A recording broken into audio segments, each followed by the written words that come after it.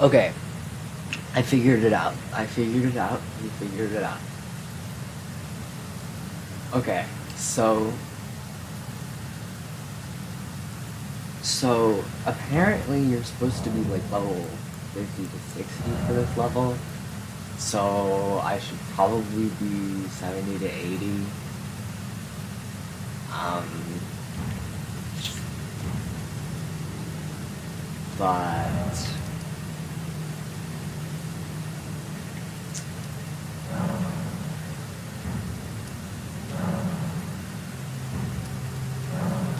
here. We go here, apparently. And apparently we can just avoid these guys. So that's wonderful that I know that now.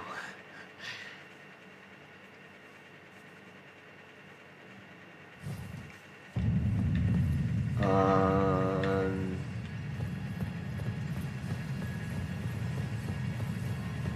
it's bright.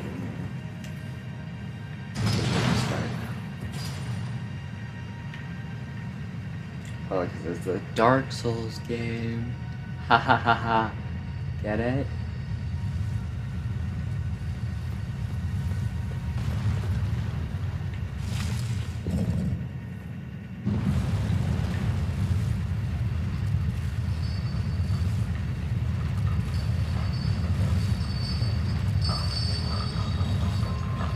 Okay, so we go over here, and we don't have to beat these guys.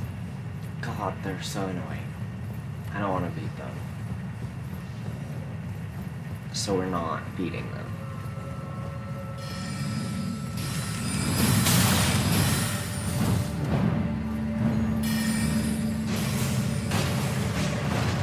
Bye.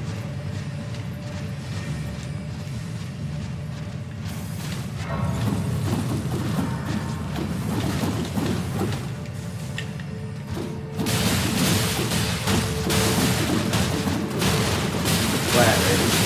Just get my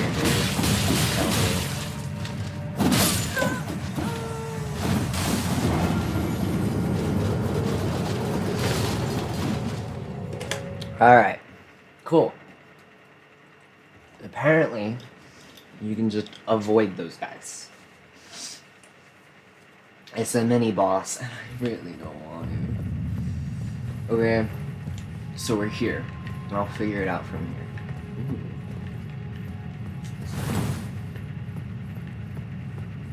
Nothing. It's kind of hard to see. Glare on my screen.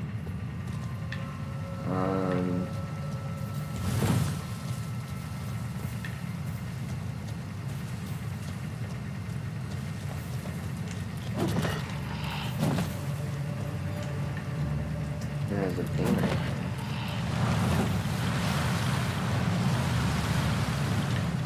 Proof flag. Okay. This looks familiar.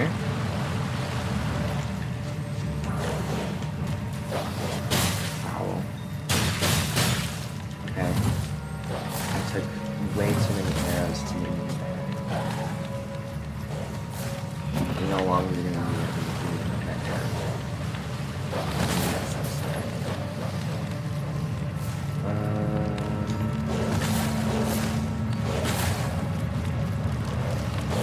Is there nothing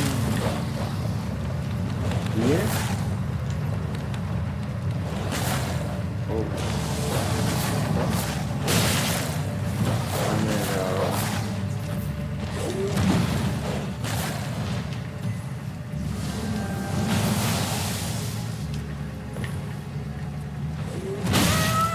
Hold on, excuse me.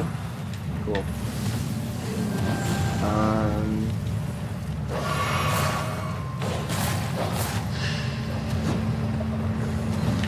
We'll go up here.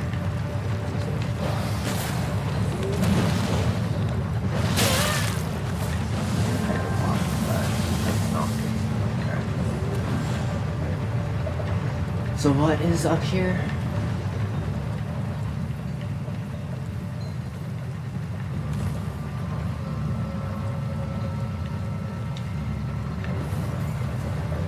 Is this where we're supposed to go?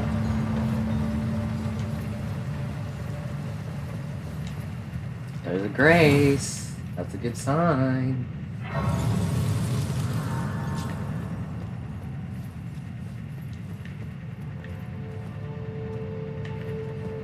Excuse me.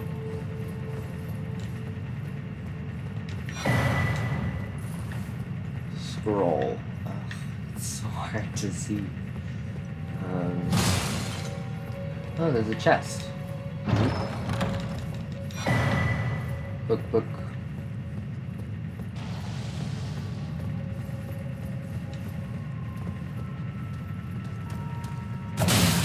Ignore me. I'm just gonna walk on past. I can't open that. Ooh, there's a chest.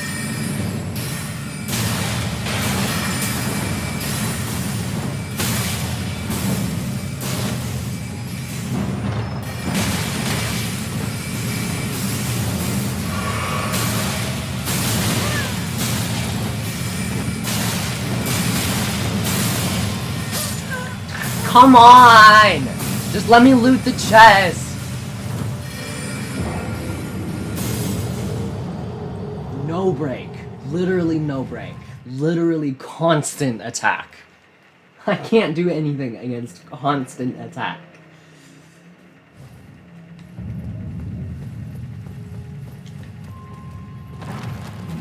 Ignore me.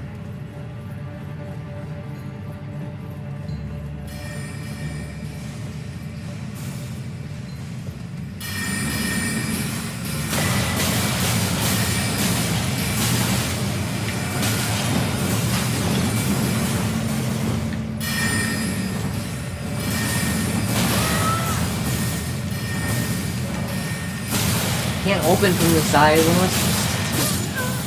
What am I supposed to do?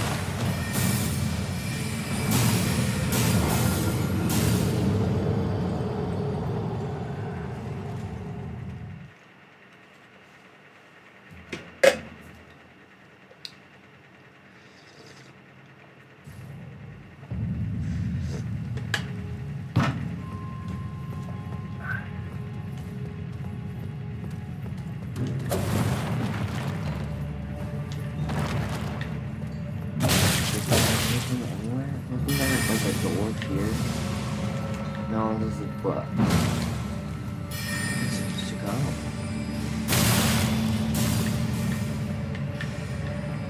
Oh, up here.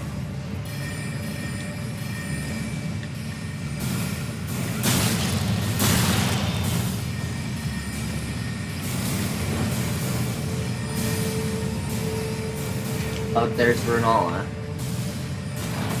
Do you have to go through this place every single time? You're kidding. There's no way.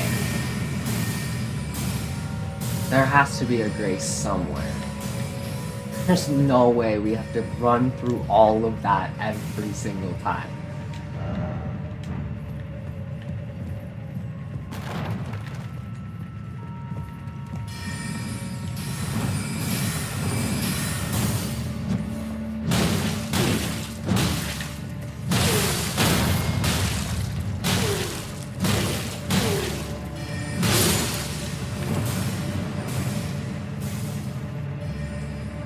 We have to run through that. That's what you're telling me? There's nothing like over here, for example? Like if I were to go over here,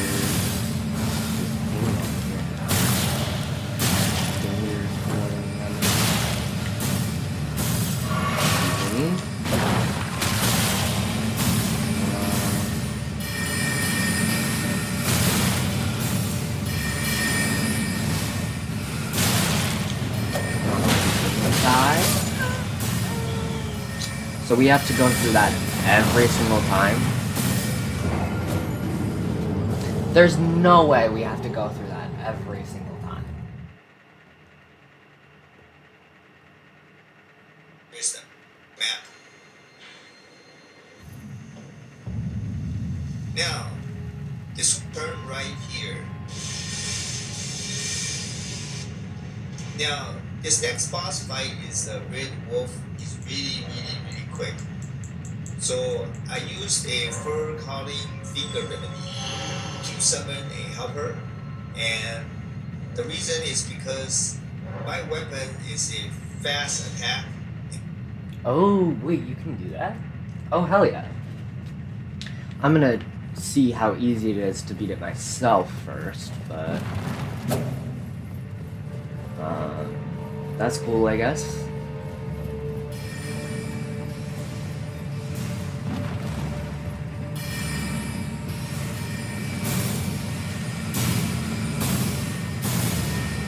There we go.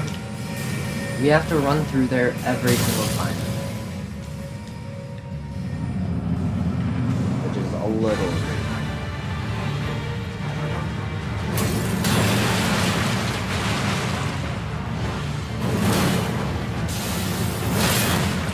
God.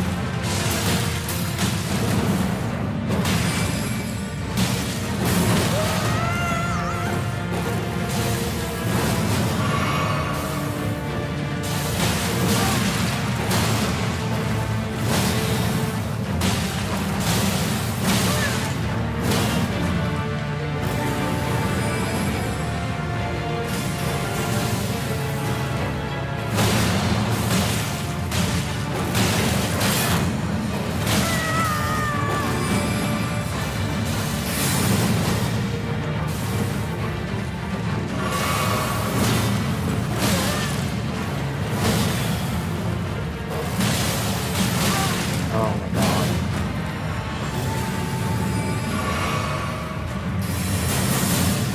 This is hard.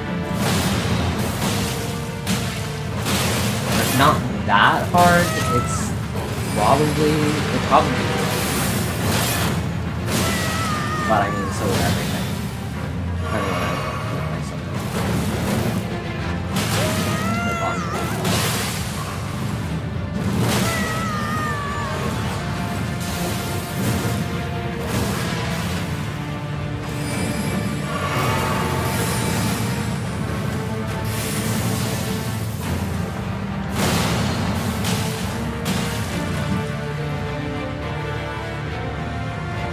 There's just not a lot of opportunities to attack.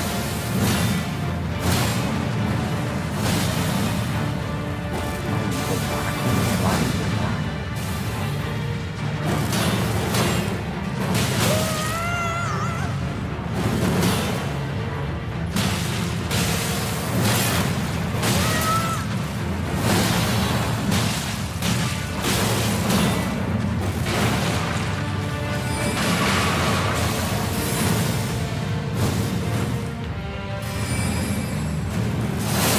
Oh my god!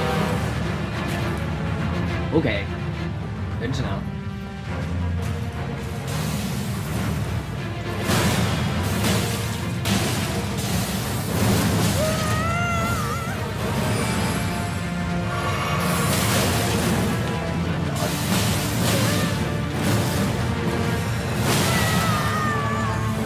I can dodge that attack. I just need to...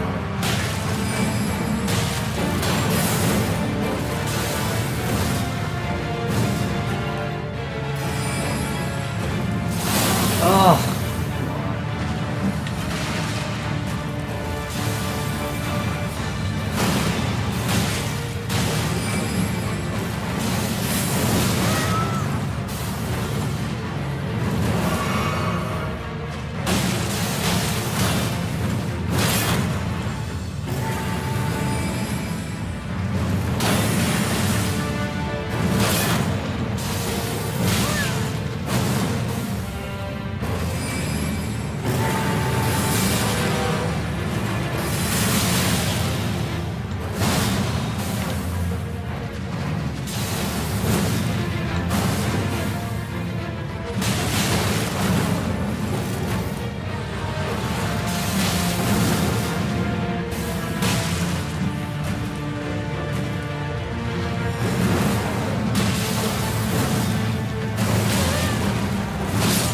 Come on. Okay. It's way easier to dodge those attacks. And you're in a way better position if you dodge them. I can do this on my own. How many finger remedies do I have? Whoopsies.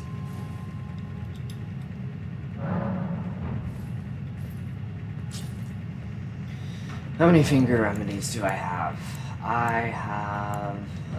Okay, can I turn the brightness up? Because that would be very much helpful.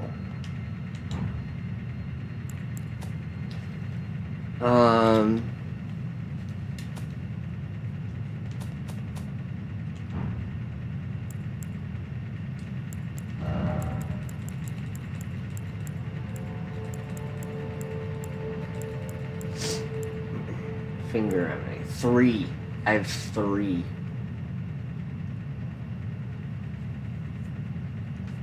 I probably shouldn't use it.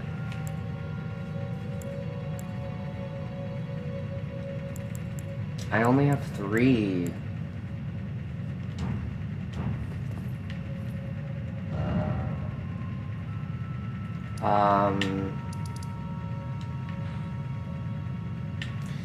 Is there like a...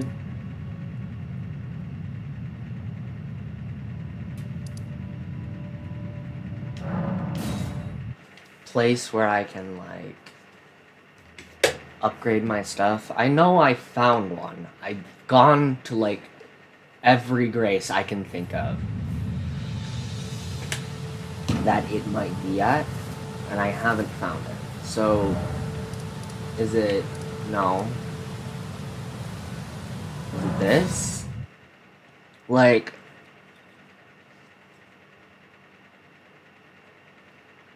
I don't know... I know roughly what it looked like. I just don't know where it was. And I don't even know if there was a brace next to it. Maybe it's this?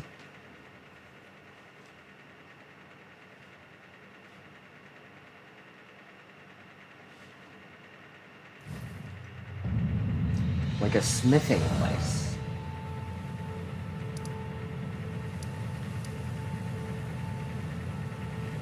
You know what I mean? War Master's Shack. No. That? No. No. No.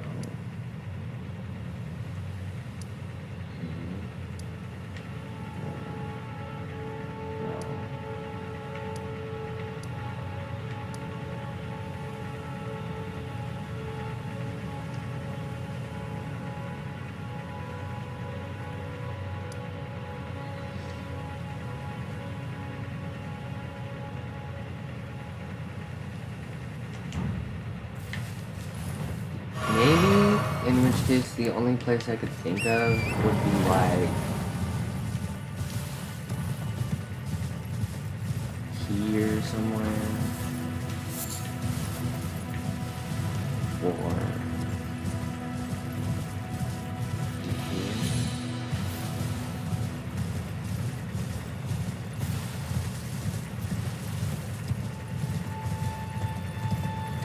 Because I have so many smithing stones.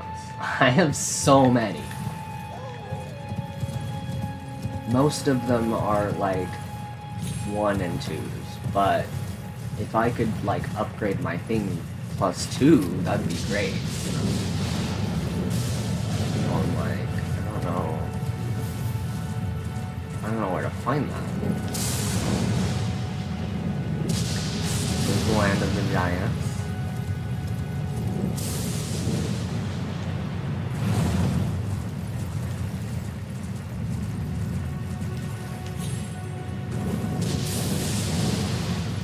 Here's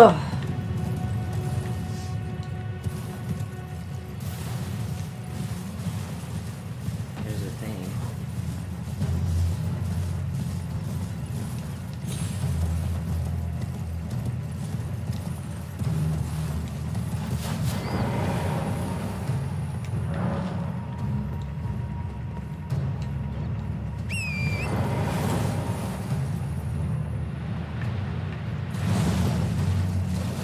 Jellyfish.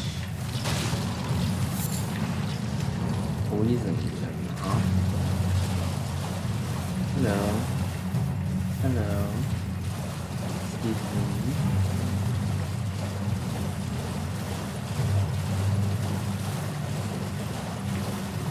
What?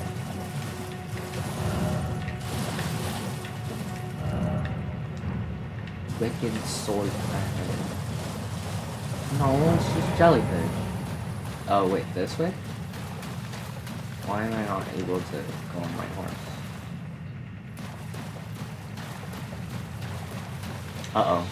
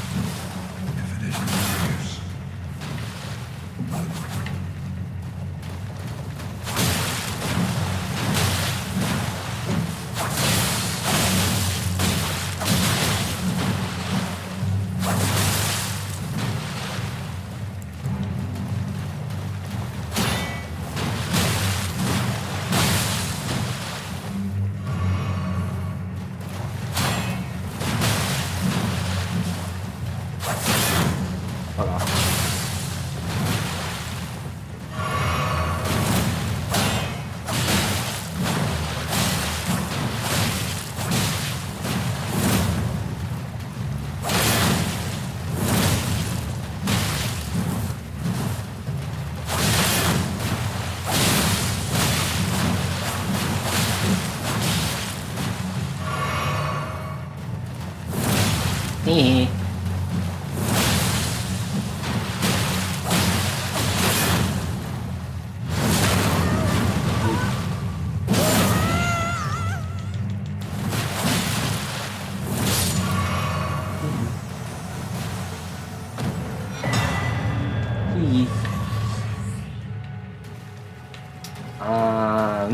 Yeah, I have so many flasks, dude.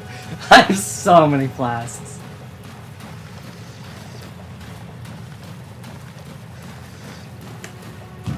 Fighting him, I'm starting to realize just how many flasks I have.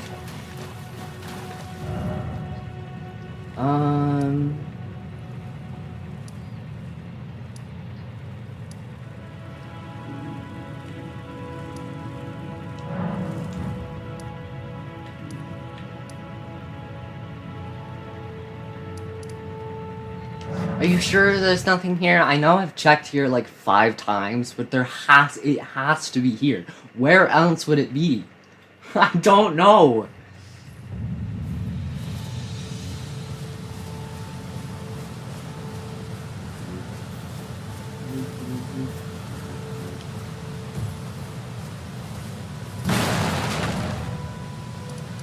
Is it here?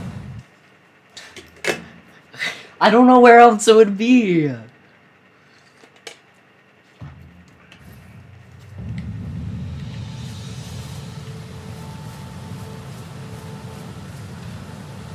Smithing.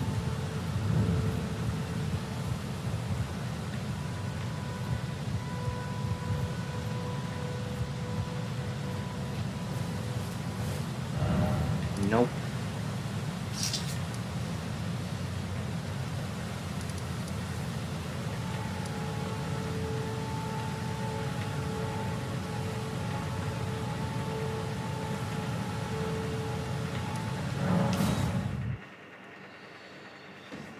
Okay, I'm gonna look it up.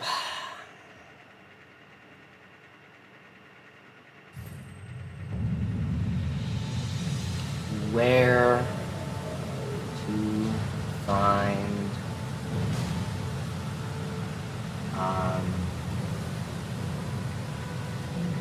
what do you call it? Anvil?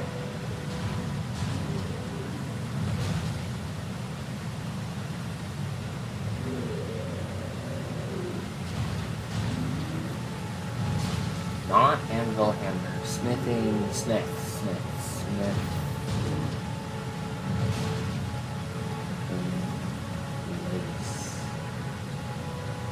not best place to find smithing.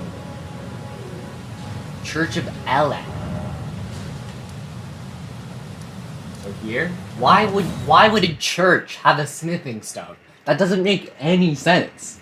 Why would a church have the anvil? Why would a church have the anvil? It does. It's here. Okay. Got it. Cool. Yes. Yes.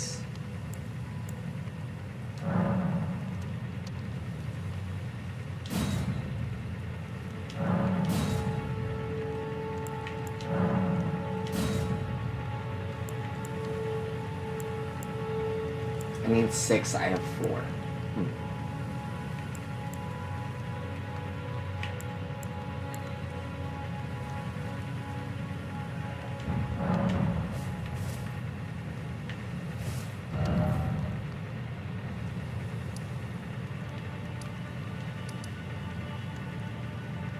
That should help a little bit.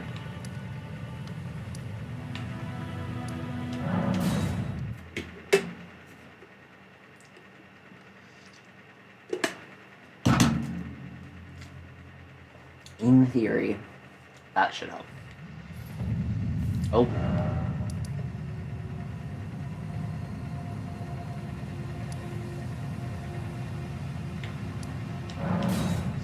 I said the school has classroom.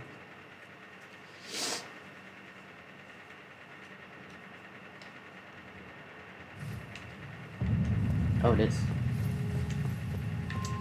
Bye.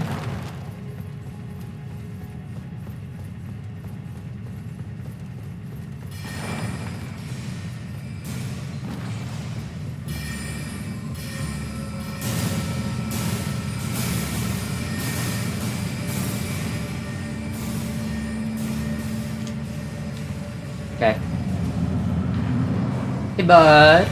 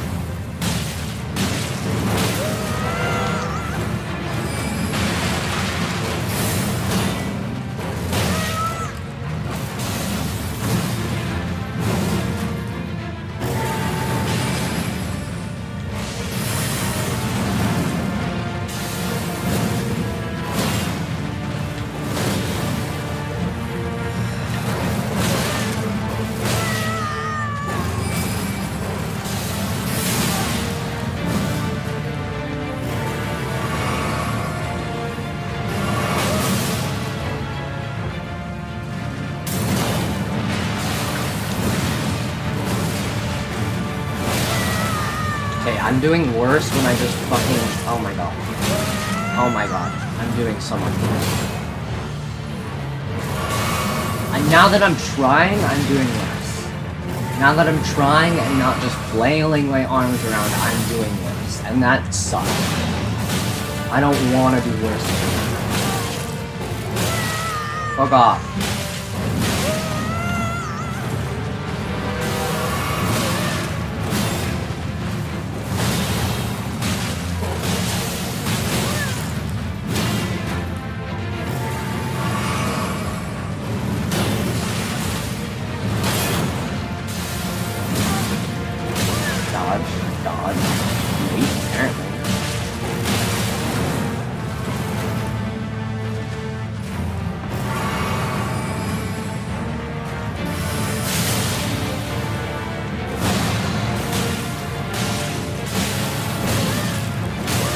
I dodged!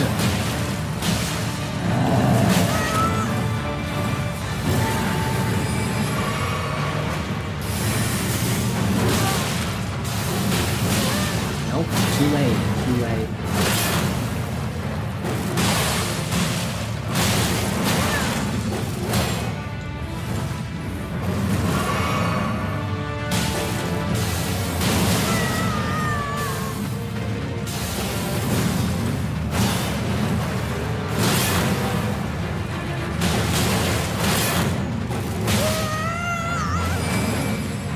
Just kill me.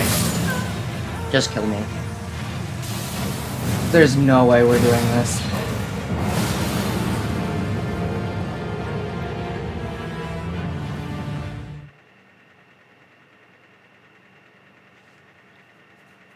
Just fucking kill me.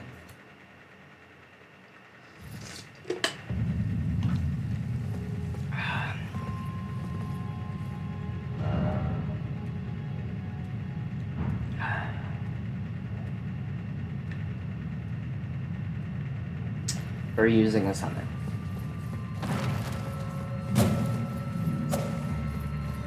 That was so debilitating. We are using a summon. That was humiliating. I feel humiliated.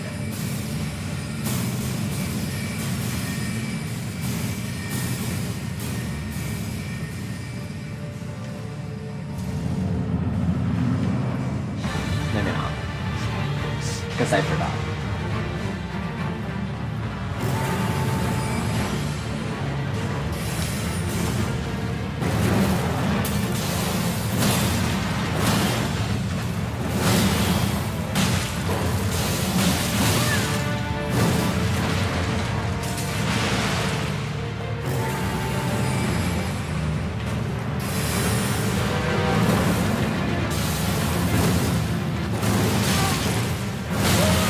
Fuck off.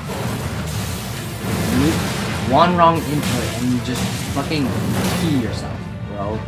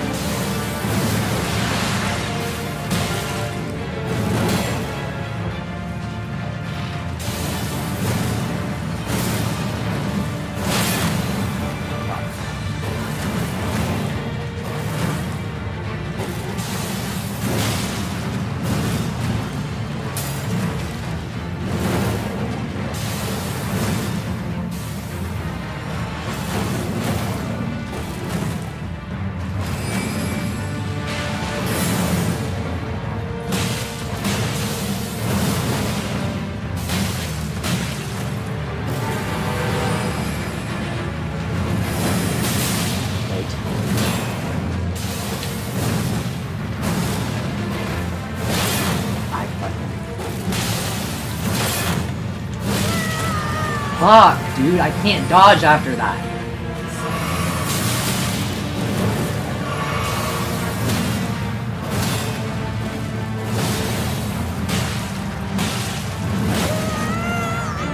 Too late, too much, too much, too much, too much, too much. Get up so slow.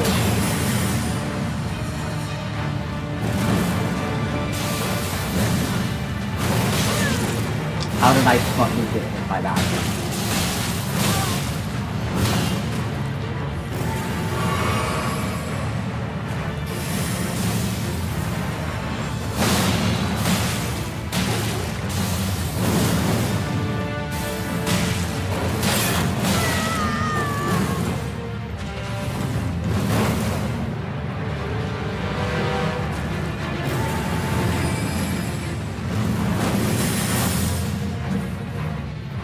Dude, why does blocking in this game suck?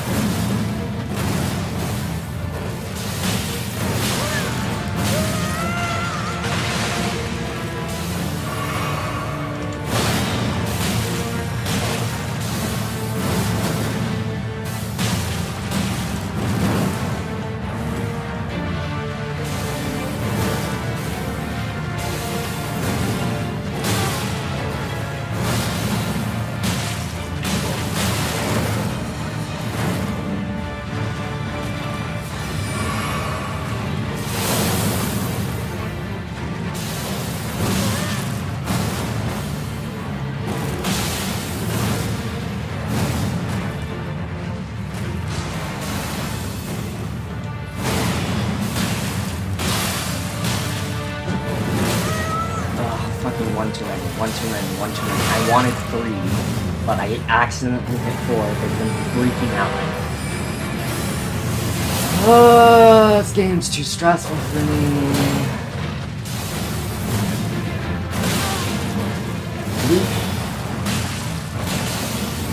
Nope, not 3 times!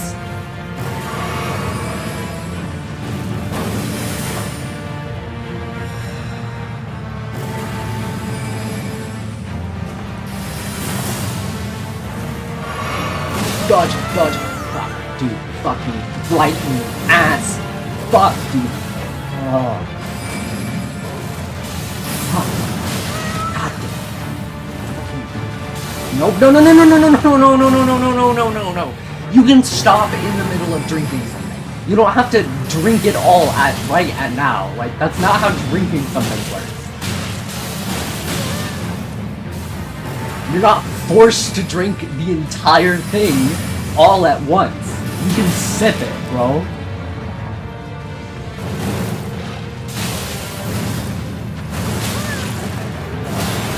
And I knew the timing of everything was just rude to me. I didn't dodge into it. I dodged the wrong direction. I hate it.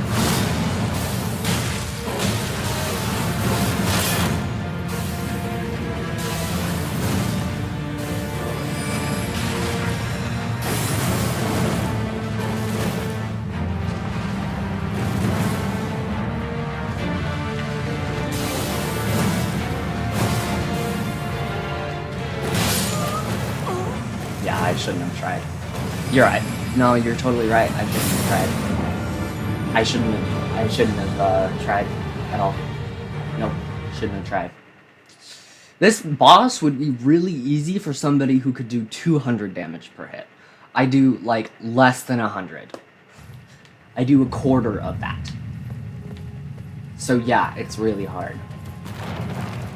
No shit, it's really hard. I do a quarter of the damage I'm supposed to, and I'm over-leveled. Like, it's ridiculous.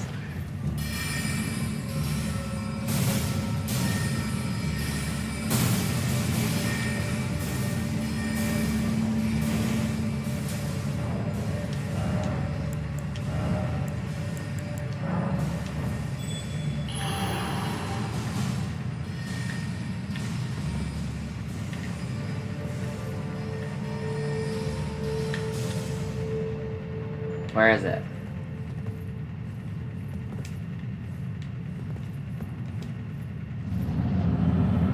I used it. Really? Did it just scam me? It scammed me. How? It just straight up scammed me.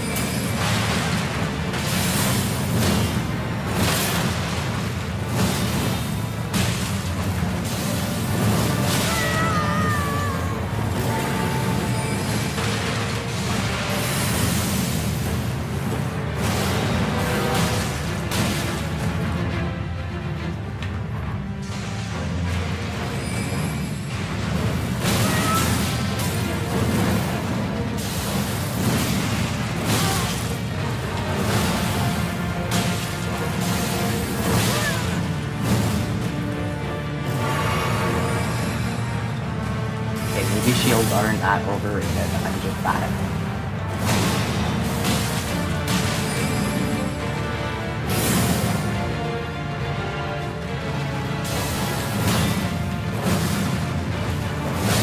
I'm just bad at dodging, which is why shields aren't overrated. I'm bad at dodging. For no reason other than I dodged the wrong direction.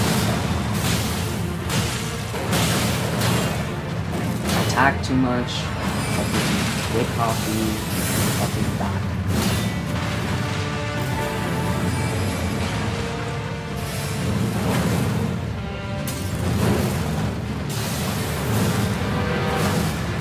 Go on.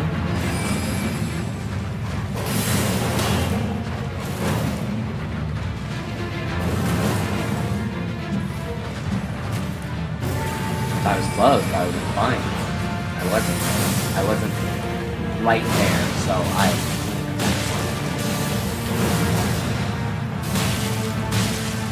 Beautiful.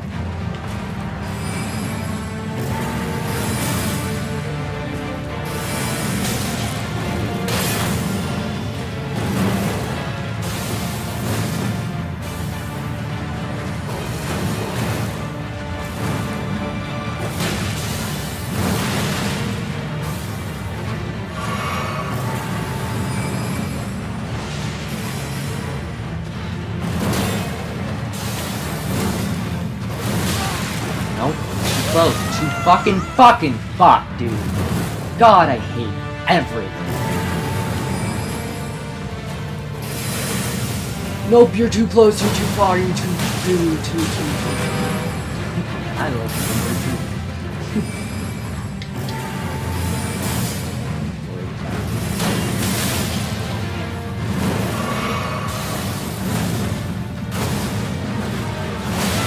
I dodged. Whatever. Fucking, yeah. Just fucking kill me at this point. You don't know how to dodge. You don't know how to dodge. You don't know how to dodge. I dodged multiple times and just forget to dodge. What happened to the block?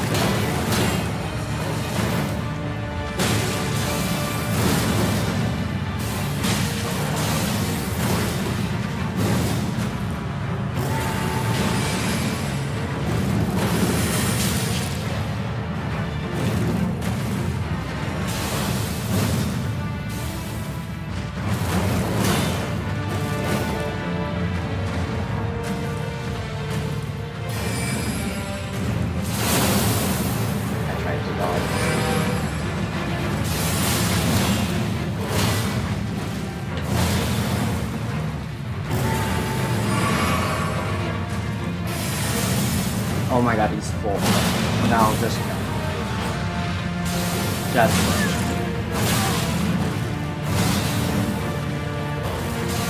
there's no way I'm being on 2 flasks.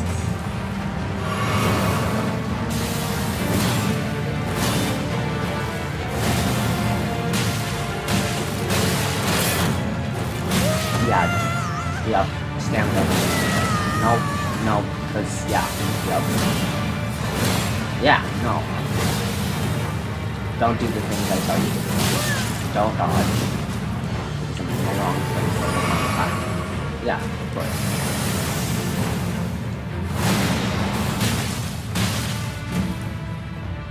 I can only hit you once every millennia. Yeah, of course. Oh god. Damn it!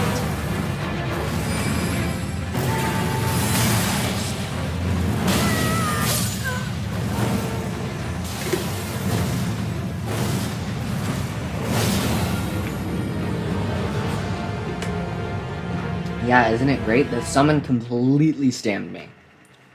Summoning doesn't work, apparently. So that's great. That's wonderful. No, 100%. Summoning doesn't work. No, yeah, that makes sense. That makes very much sense. Summoning's for fucking losers. That's what this game says. I could do it on my own if I was better at the game, perhaps. Okay, so if I stand all the way the fuck over here, will it work? Oh, it didn't even... Oh, it's not even just...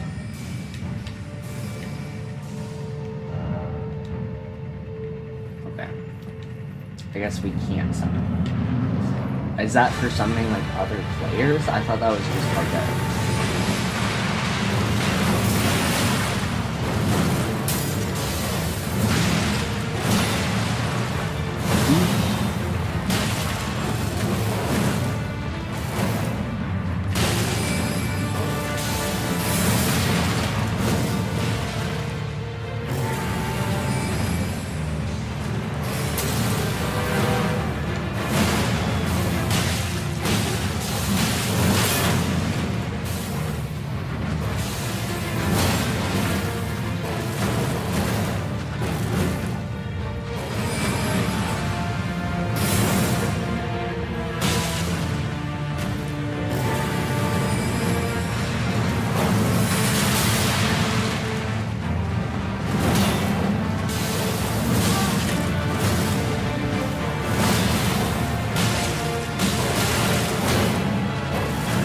Can't even get 2 hits in now? Really?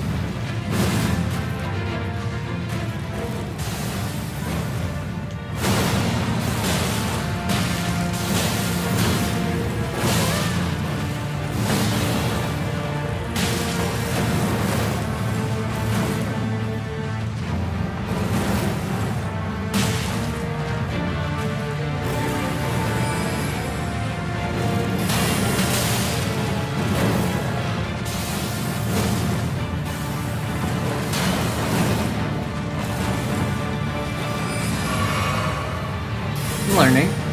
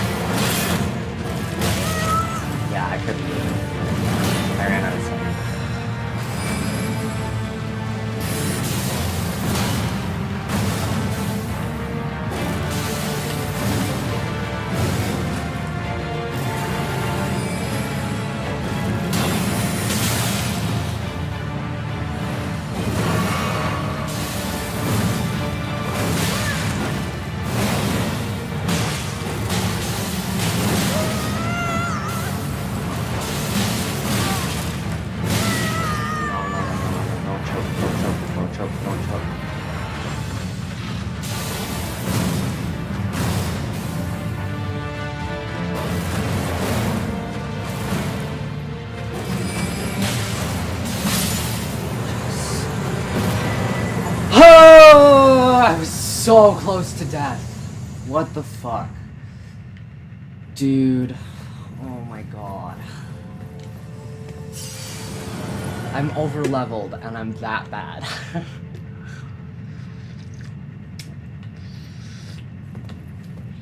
Oh, that was a fake. Got it.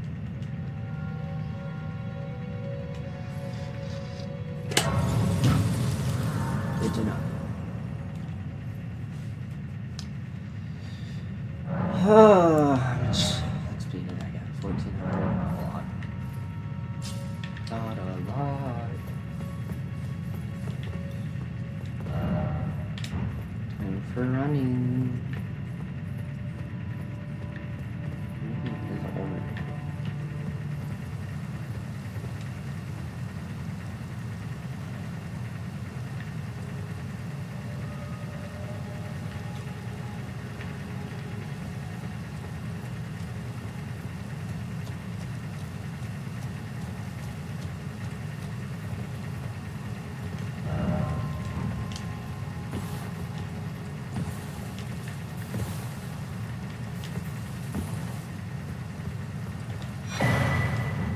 Noise.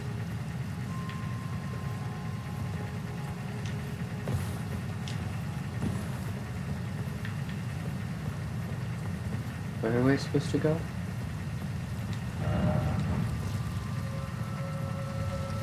Oh, run. Run, don't walk away.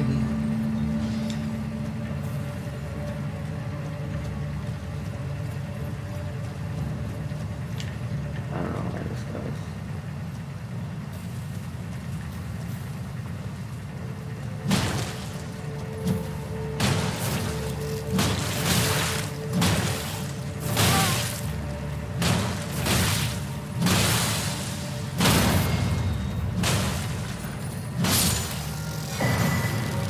Noink. Oh. All of me back there. Ooh. Stalker.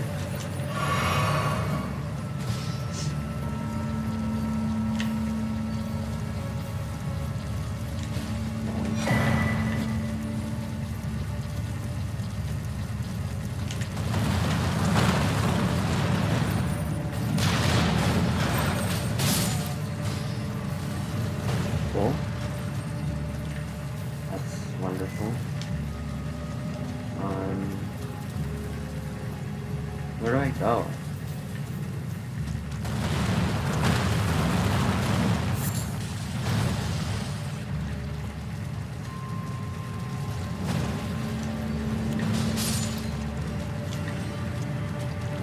Oh, cool. There's crabs now.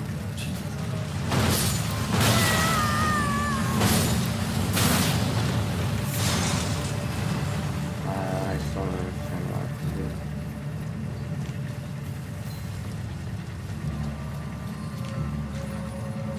Is there something back here? Kinda. Not really. Not really anything worse. Is there anything anywhere? What?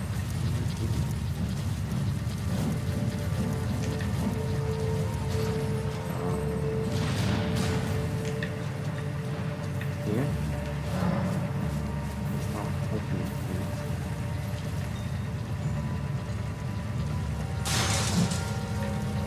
Well, that works, I guess.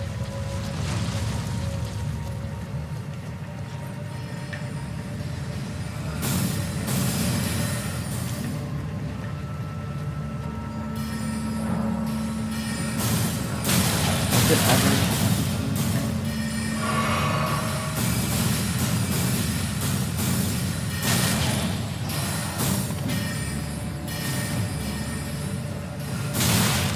Dodge and weave, boys. Dodge and weave. Dodge and weave. Dodge and weave. Dodge and weave.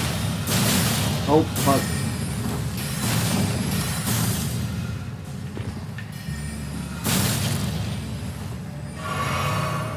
Dodge and weave. Dodge and weave. Dodge and weave.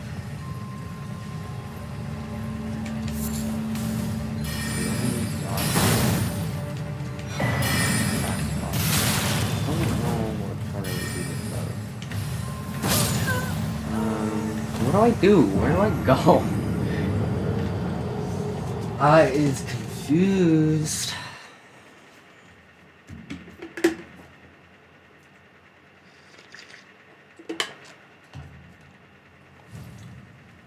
I like pillaged the entire area. What do I do?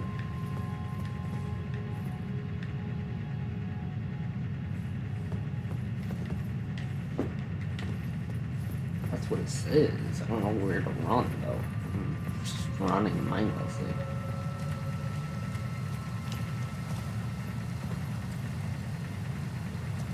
Does this tell me?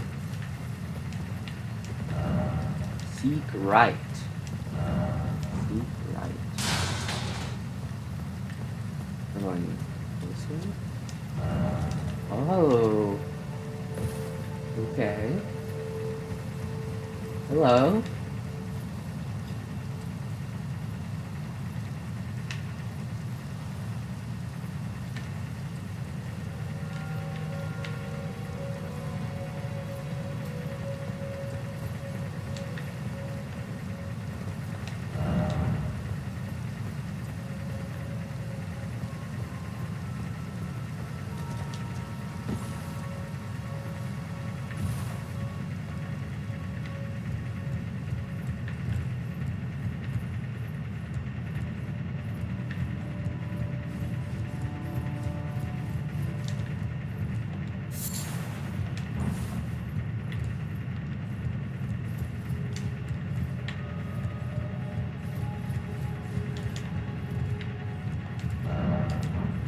Grass.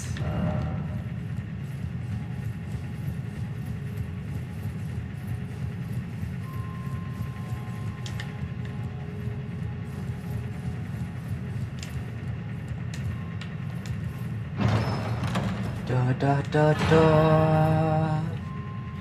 Radagon icon. Cool. I don't know about this. Oh, that's something in Golden rune, really? That's what I fucking put my life in danger for?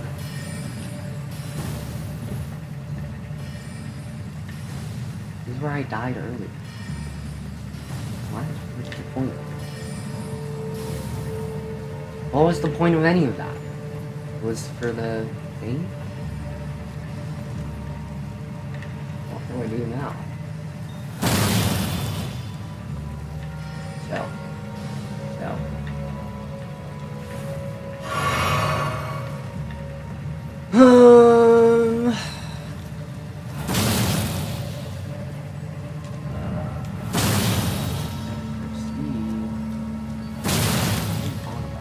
Fucking go away. Is your only goal to bother people? Jeez.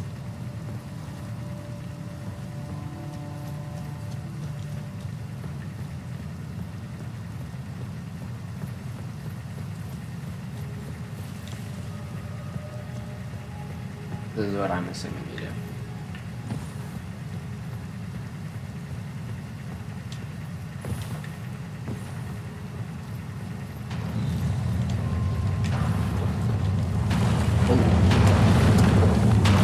Don't mind me.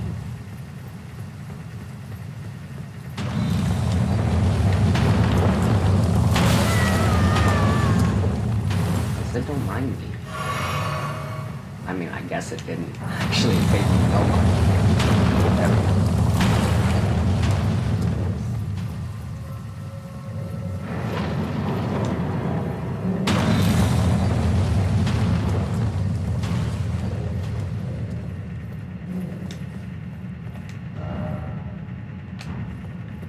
Be wary of detour.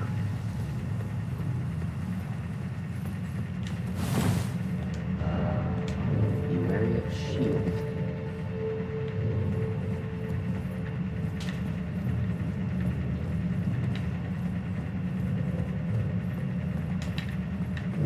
I'm guessing.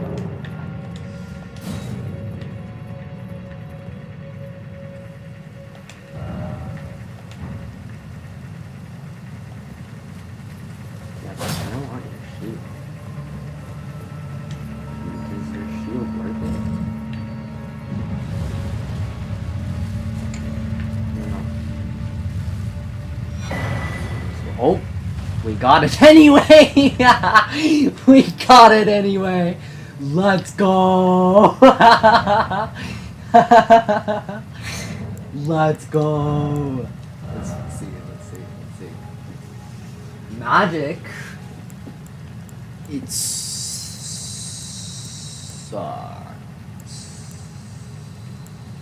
But it's really good at magic. Really bad against everything else. That's fine. Intelligence 15. Okay. I guess we need to level up our intelligence.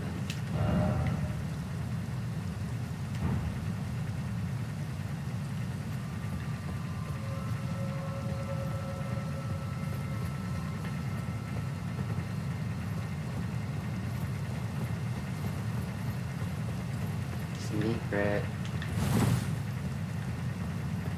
No secret.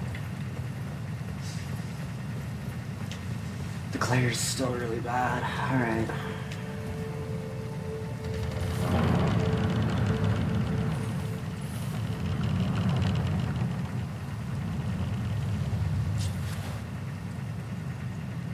This is a boss fight. I recognize this arena. I know what boss fight this is.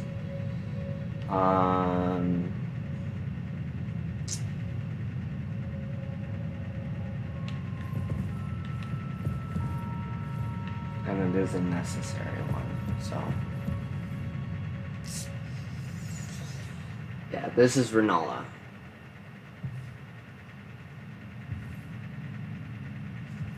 The occultist or whatever. It might as well be an occult, if it isn't one.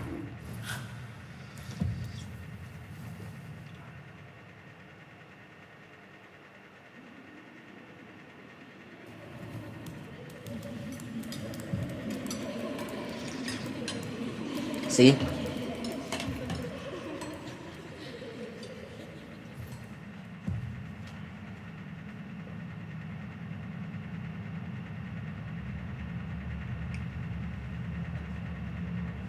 Hush, little Calva. Granola. I'll soon Granola. birth thee Granola. anew, a sweeting, fresh and pure.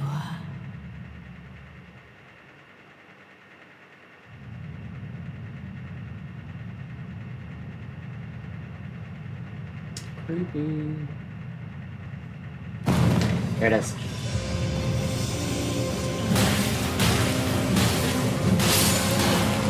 I want to kill as many of these people as possible. Oh, die.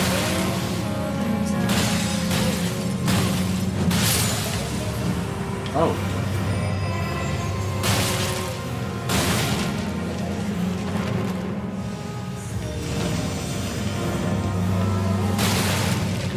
Can't open it? Okay, whatever.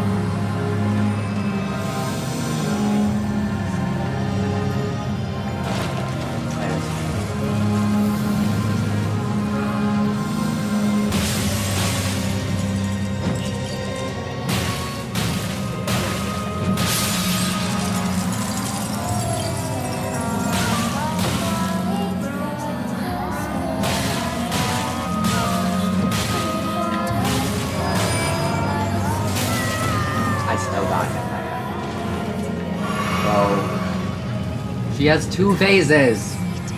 I do not have enough healing for this.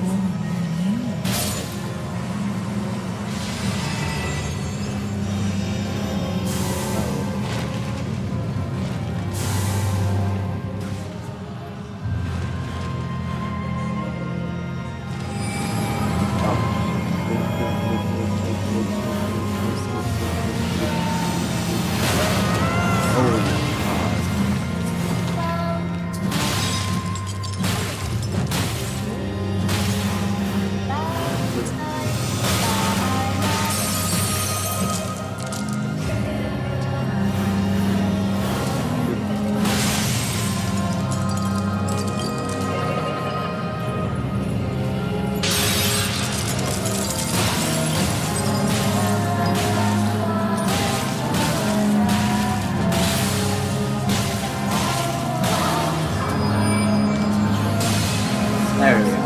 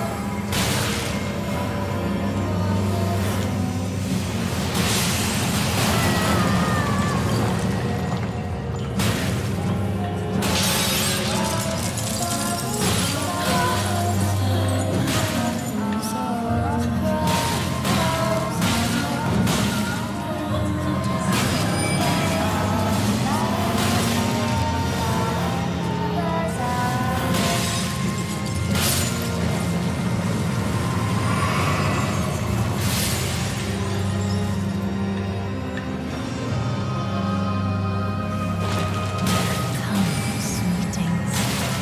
Time to be born anew. Come, sweetings. Time to be born anew.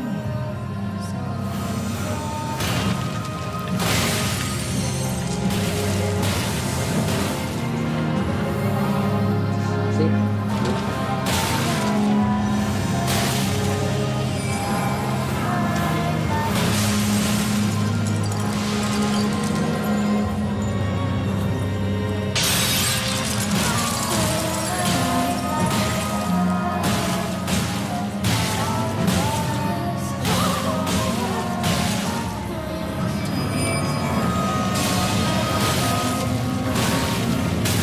be born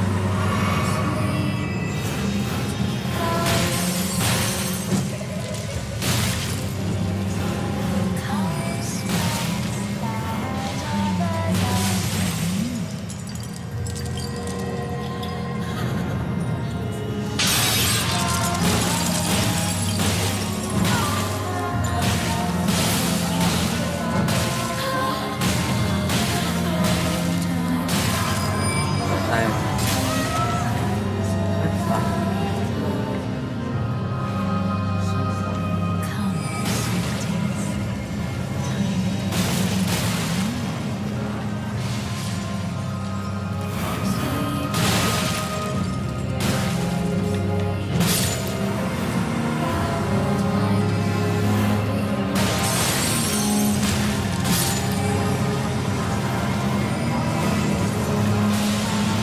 I don't even know what I'm in for in the next one.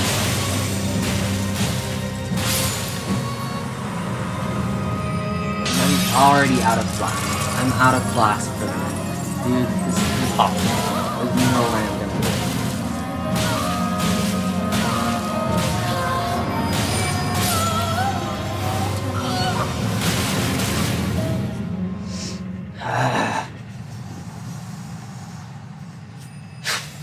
Like, what am I supposed to do? I just slowly take damage, no matter what. Like, I could be, unless I'm perfect, which I'm not, and I'm never going to be, and I shouldn't strive to be that. So I feel like it's unfair to take my damage so freaking much, dude. My beloved, have no fear. I will hold thee. Patience. Ye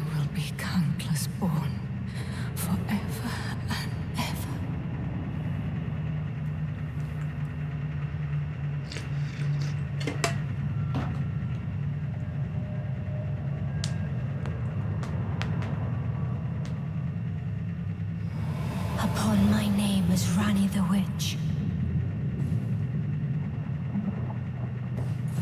Mother's rich slumber shall not be disturbed by thee. Foul trespasser. Send word far and wide.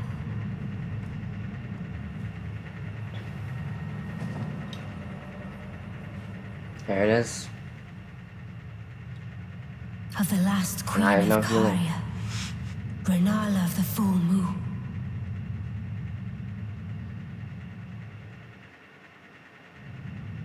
And the majesty of the night she conjureth.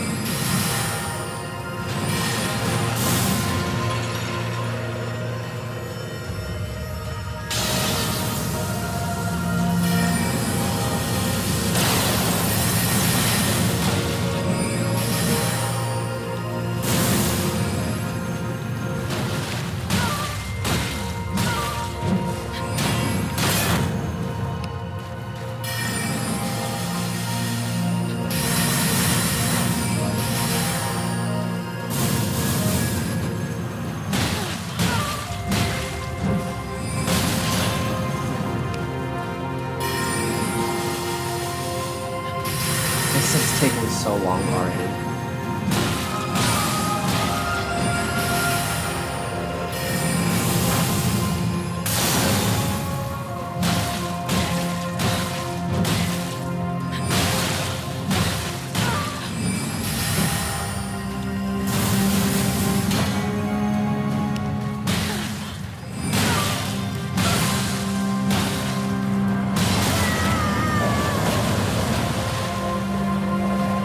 I don't know what this is going to do to help, but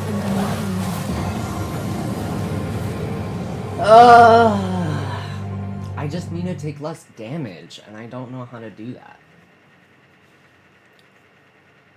There's no summon. There's no summon. And I have to spawn all the way back here. What the hell, dude? I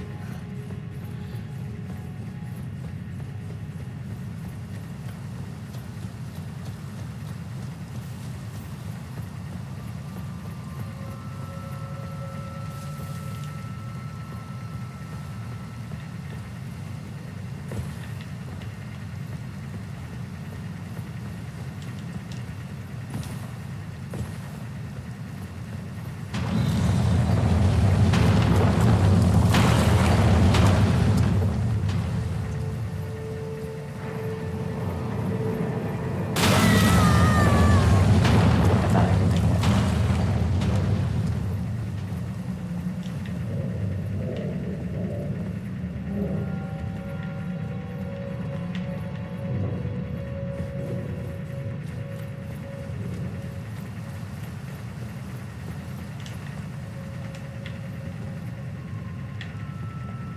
Okay, I'm gonna take the detour to the church.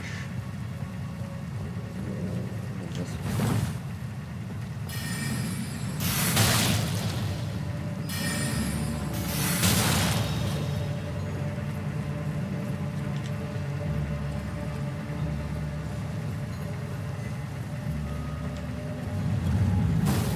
Okay. I mean, that's not that helpful, I'll be honest. That's not really helpful at all.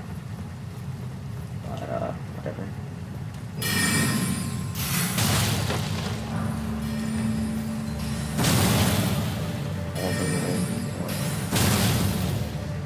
Can I get one?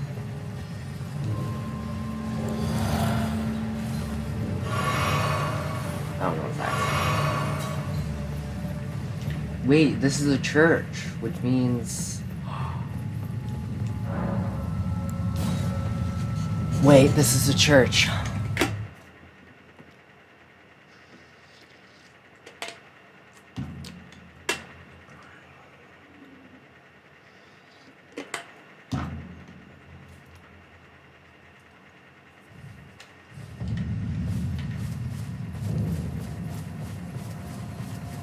Church of Vows.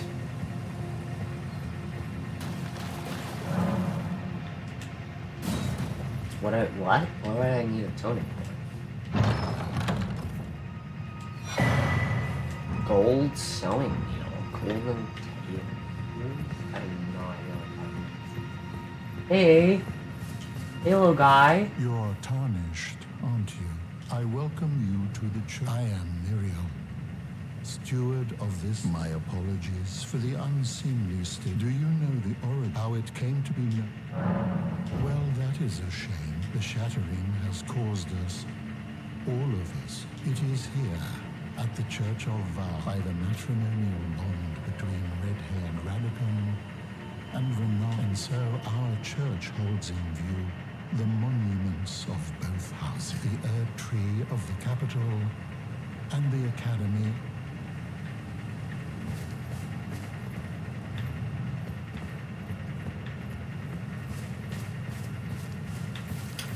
Yeah, I'll publish it. Sure.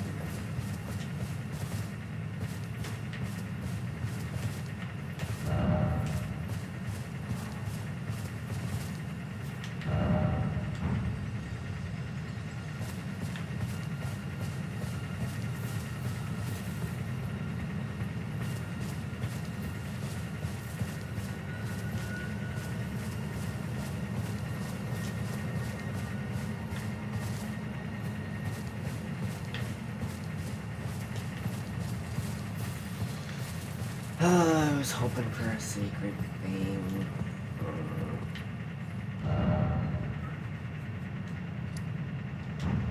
Church of Vows.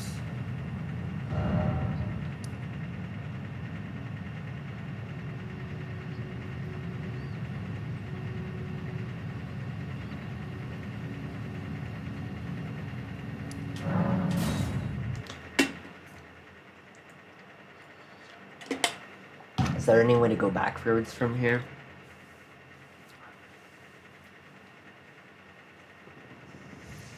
Ugh.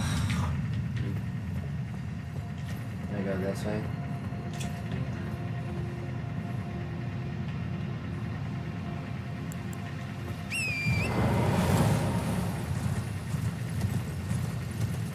But can I go all the way?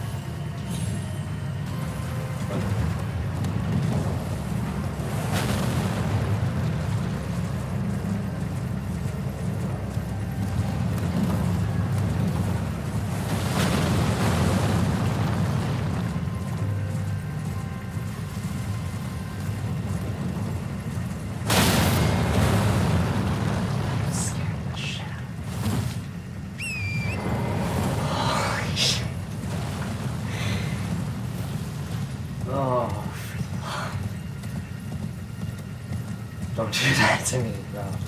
Don't do that to me.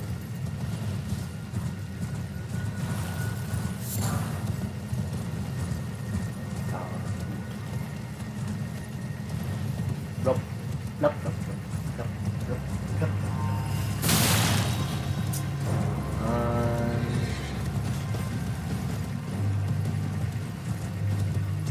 Yeah, we can't. Can I go around it?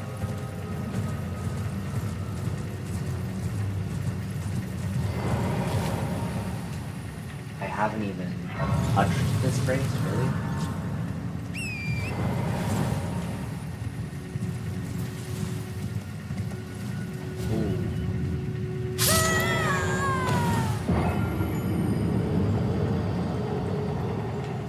So there's no going around it. That's what you're saying.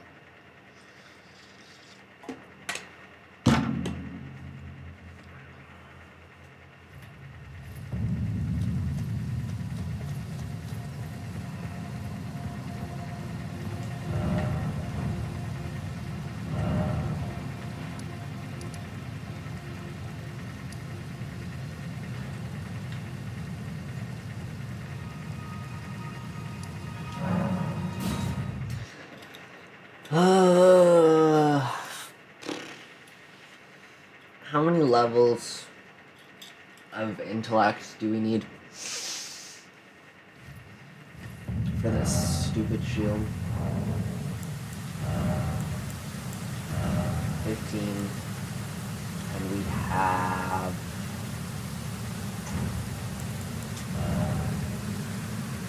9. This is gonna be fun.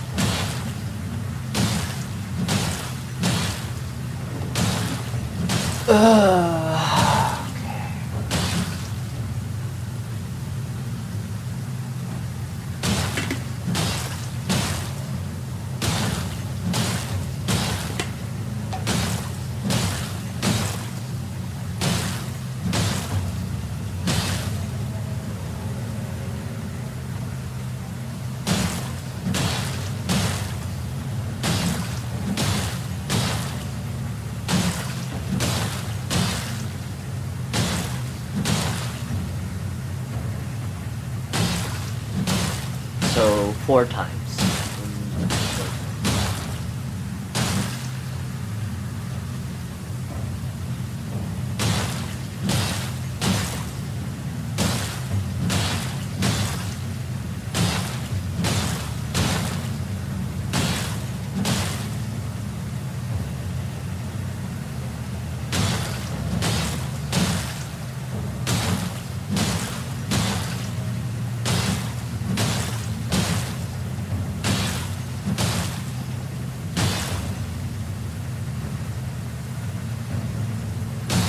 Let's hope it works again.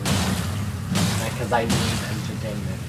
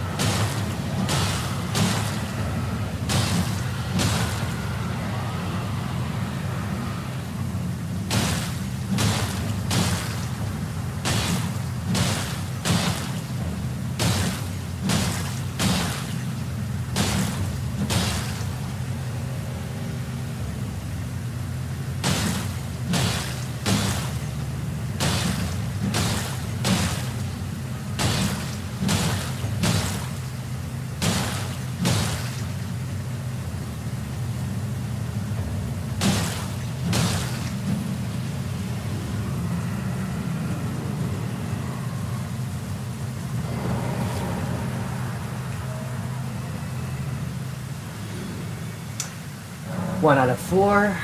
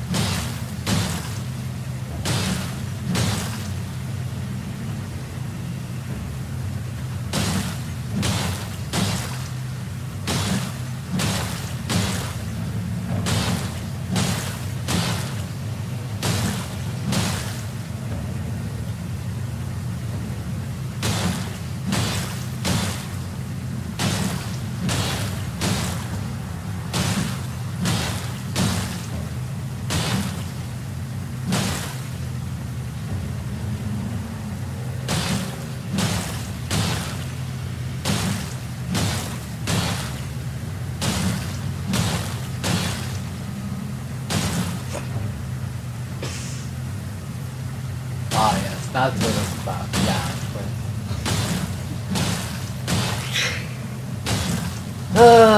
Come on, generate. I want to hear it.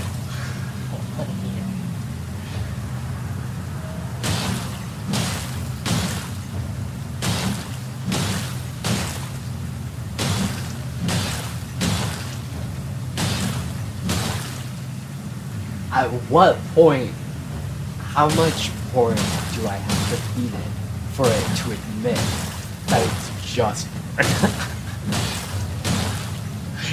I think that's the real question. That's the real question.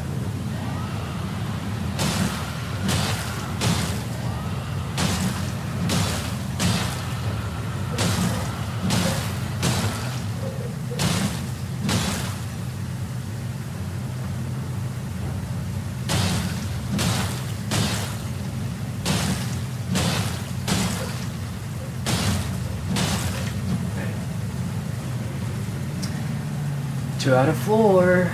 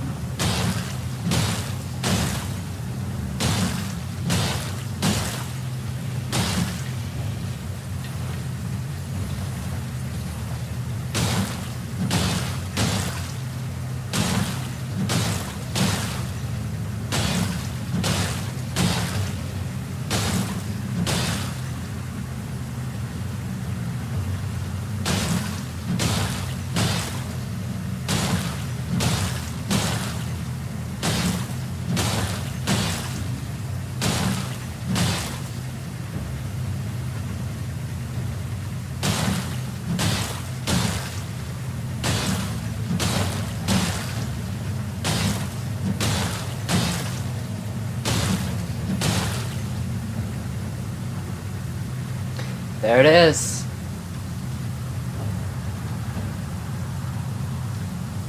We have it. Let's listen to it. I'm very curious. Where is...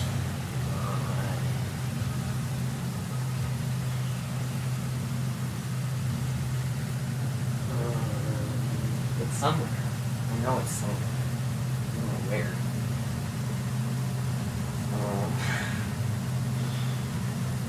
Oh, it's right here.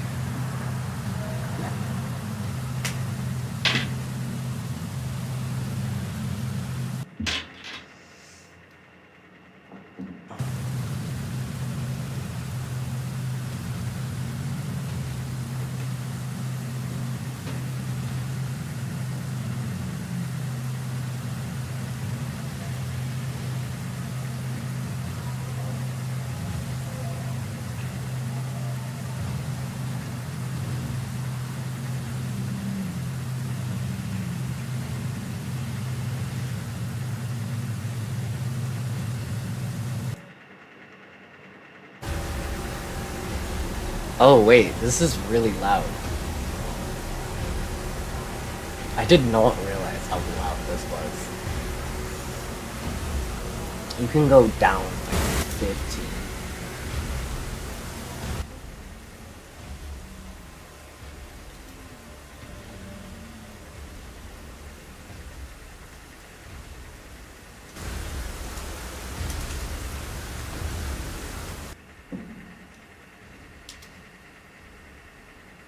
This is it?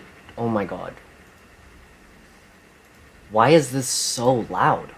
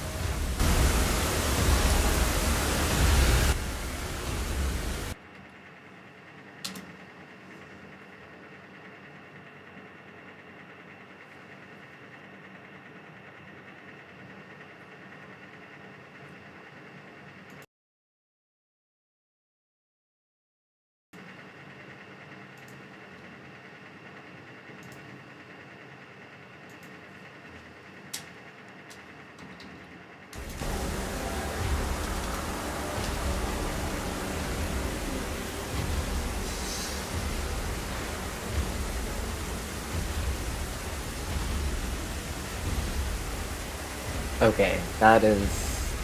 Whoa, that is terrible. That's terrible.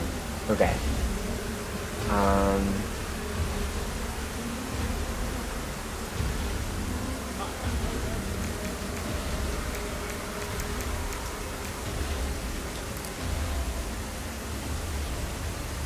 Is there a way I can like decrease the volume in this game?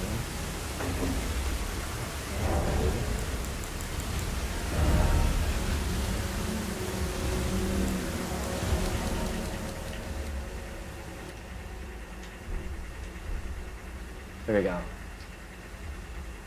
That's how I was hearing it. I will be honest. That is exactly how I was hearing it. This is exactly how I was hearing it.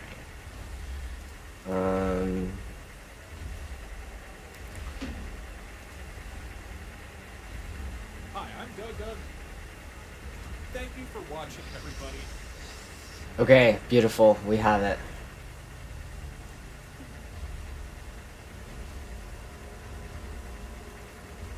So what I'm getting is it doesn't like computers. That's what I'm getting.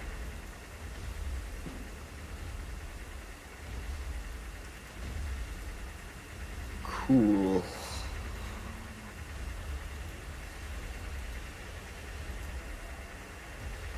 Well, I guess we're listening to it like this.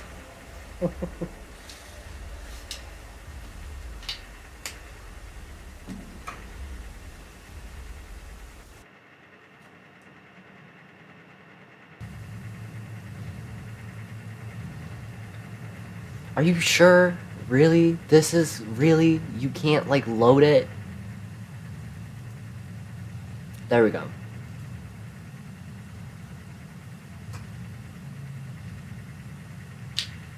Okay, let's unpack this. We are plunging headfirst into a source text today called "The Best Present," and it's a narrative that I think perfectly captures one of the most agonizing dilemmas of There we go. modern, high-achieving relationships. It really does. The central question is, what do you give the person you love, who literally has everything they could ever want, except for the one crucial thing, which is time?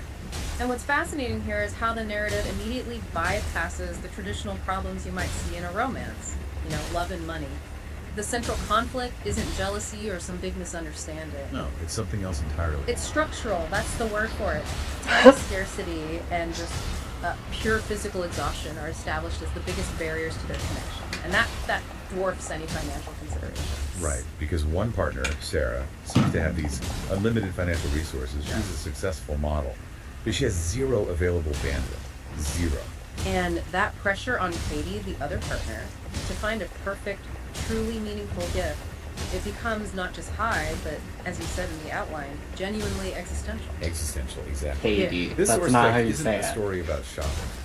I mean, not really. It's a deep dive into the psychological effort that's required to translate this profound, unique devotion into something tangible. Into a memorable act. A memorable act, yes, when material possessions are essentially a meaningless currency between them. So for this deep dive, we're really conducting an intense analysis of this specific relationship dynamic. We're exploring Katie and Sarah's struggle to prioritize this authentic, deep connection amidst crushing professional success and the exhaustion that comes with it. Yeah, that resulting exhaustion is the real villain of the piece. It is. So I guess our mission statement today is to analyze Katie's radical journey, because she recognizes that she has to move completely past conventional, purchasable gift giving. She has no other choice. None. She has to strategize a bespoke present that directly addresses Sarah's greatest scarcity, which is, focused, quality, shared time, and that authentic, deep connection we were talking about. This story really shows us the immense emotional and, frankly, logistical labor that's required to make a romantic holiday meaningful, especially when you're facing what you could call the attentional economy crisis of modern careers. That's a great way to put it, the attentional economy. It sets the stage for a great analysis, because the solution Katie finds isn't something she buys. It's something she has to create through what can only be described as extreme vulnerability and, surprisingly, collaboration. A very specific kind of collaboration. A very specific kind. So let's start at the beginning with the conflict itself. When the story opens, the sheer devastation of Sarah's work schedule isn't just mentioned in passing. It's physically embodied in her. Absolutely. The narrative immediately establishes this truly grim stage for what is supposed to be a joyous celebratory holiday. It's supposed to be Christmas. Exactly. And that initial setting is everything, because it establishes a baseline of physical and emotional distress that Katie must somehow, find a way to overcome. So we see Sarah walk into the room. Talk us through that initial image. Okay, so the first thing we see is her physical state. And it's the primary piece of evidence for the antagonistic force in the story, her job. She grabs the door frame just for support. So just leaning on it, grabbing it. Grabbing it. Her legs are described as trembling, and she offers only a weak smile with half-open eyes. This is not mild tiredness after a long day. This is clinical exhaustion. It's physical depletion. It feels like it's bordering on functional collapse. It is. I think you're hung up on that initial devastation for a reason. This isn't just someone missing dinner or being a bit late. The narrative uses Sarah's exhaustion to immediately raise the emotional stakes for her. It signals right from the first paragraph that traditional efforts are completely useless here. How does it do that? Well, it signals that the relationship is operating in a deficit state. Sarah's exhaustion is so severe it bypasses any attempt at normal interaction. The transition to sleep is immediate and so telling. She just falls onto the bed. She lets herself fall onto the bed, doesn't bother to take off her clothes, and ends up mumbling something unintelligibly before she instantly drifts off. They're Gone. And that visual confirmation is brutal. Her body has completely overruled her will to connect, to communicate, or even to perform the most basic self-care.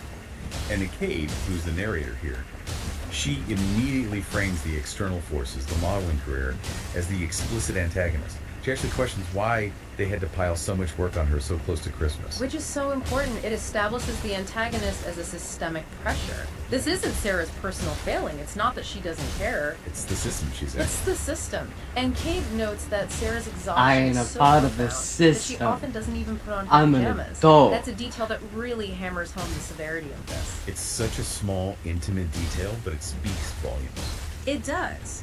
Basic self-care rituals are just abandoned because the work has consumed not just her time, but her residual physical and mental space. If you are too tired to remove your work clothes, you are certainly too tired to engage in a meaningful emotional exchange. Or to enjoy some fancy material gift you just got. Forget about it. You'd probably just fall asleep holding the box. And that physical depletion, it immediately transitions into this crushing reality of their ill-fated holidays. Sarah, still just lying there half asleep, she quietly announces, "I'll be late on Christmas too." And Kate's reaction is just described with one word: dismay. Dismay.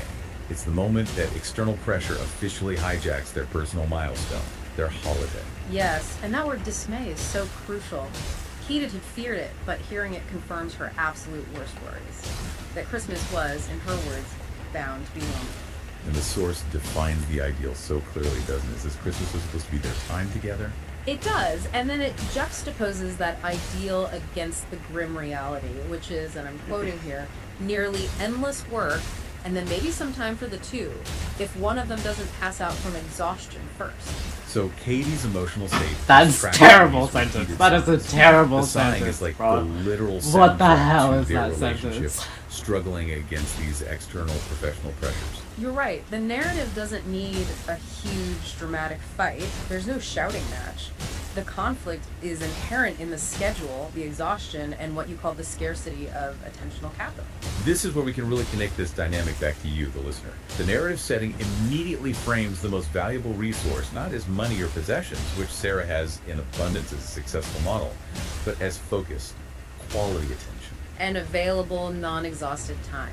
When time is that scarce, simply being present is the supreme luxury. Anything else is just noise. It forces Kate to a very, very uncomfortable conclusion. She's looking down at the sleeping Sarah, and she thinks, if it were her, Kate would say that the thing she wanted the most was Sarah. But she cannot give Sarah Sarah. She can't gift her her own girlfriend. So she has to find an analog to that level of devotion. A substitute for the focused presence that Sarah herself cannot offer. And that's the pivot point of the entire story. Right there in the first section, the standard consumer model of gift giving fails immediately. It's useless. The deficit is emotional and chronological, not material. So the gift has to be designed differently. Completely. It must therefore be designed to either maximize the impact of the minimum available time that you have, or conversely, it needs to be a physical manifestation of Katie's emotional capital that sort of transcends the need for time altogether. She has to find a way Transcends to the make her need visible. for time. Something that can override Ah. the crushing inertia of professional burnout. And if she gets it wrong, I mean, think about the stakes. If she brings home something generic or forgettable, it risks minimizing their entire relationship.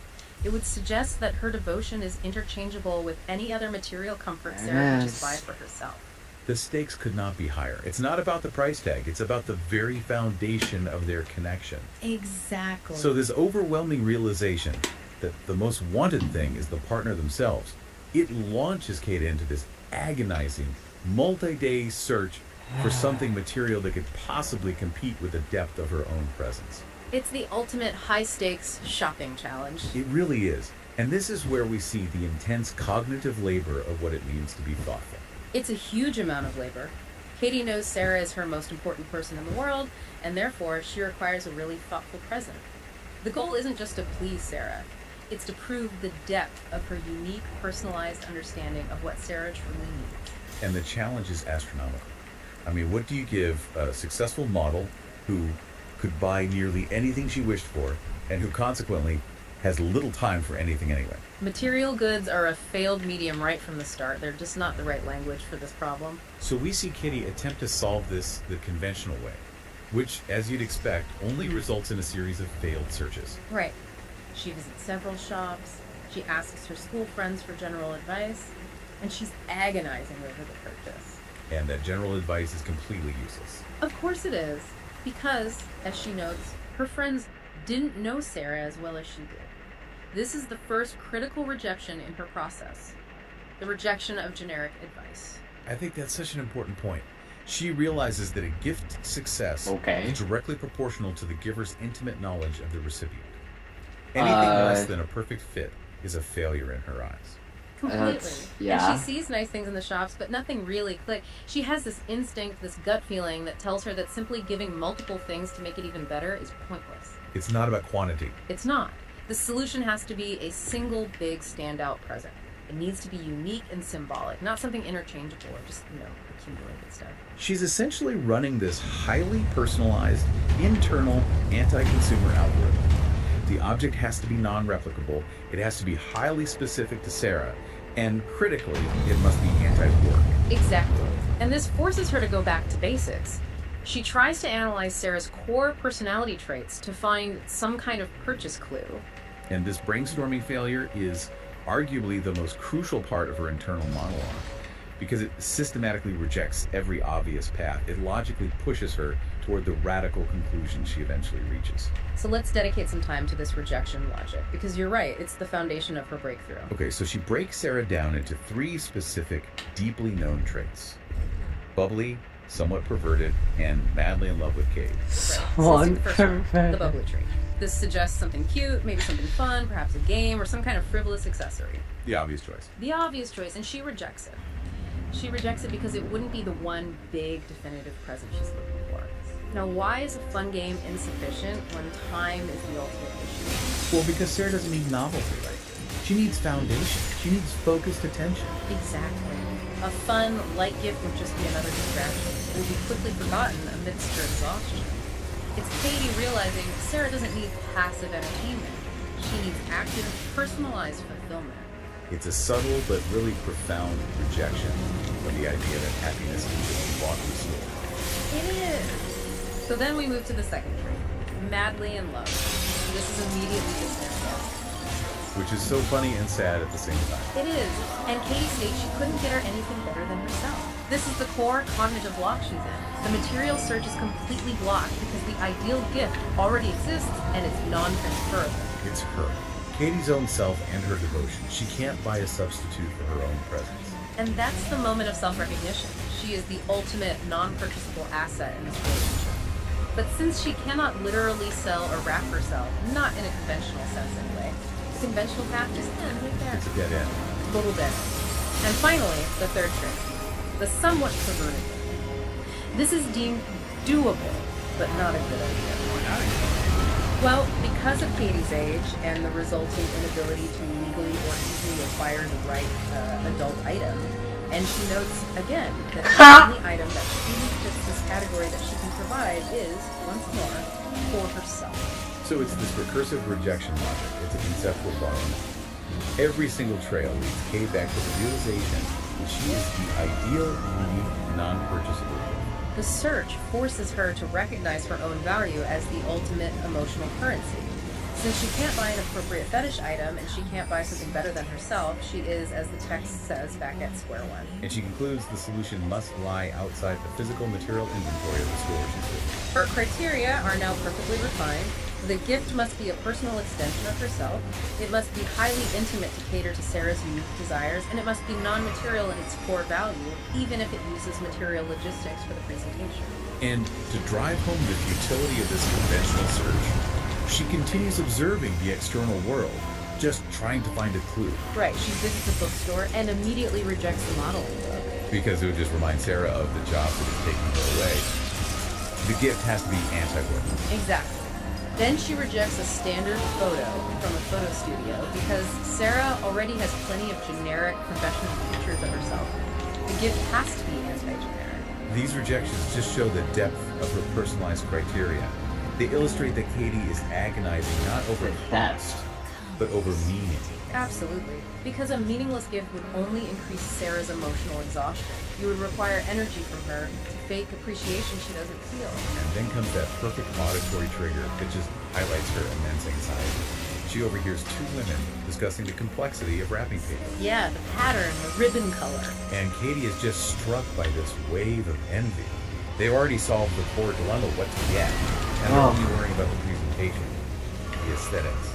While Cade is still stuck on the substance, the very core of the relationship's expression. After half an hour of this fruitless searching, she just drops onto a bench, totally frustrated. But she recognizes the irony. She considers Sarah a rather simple girl.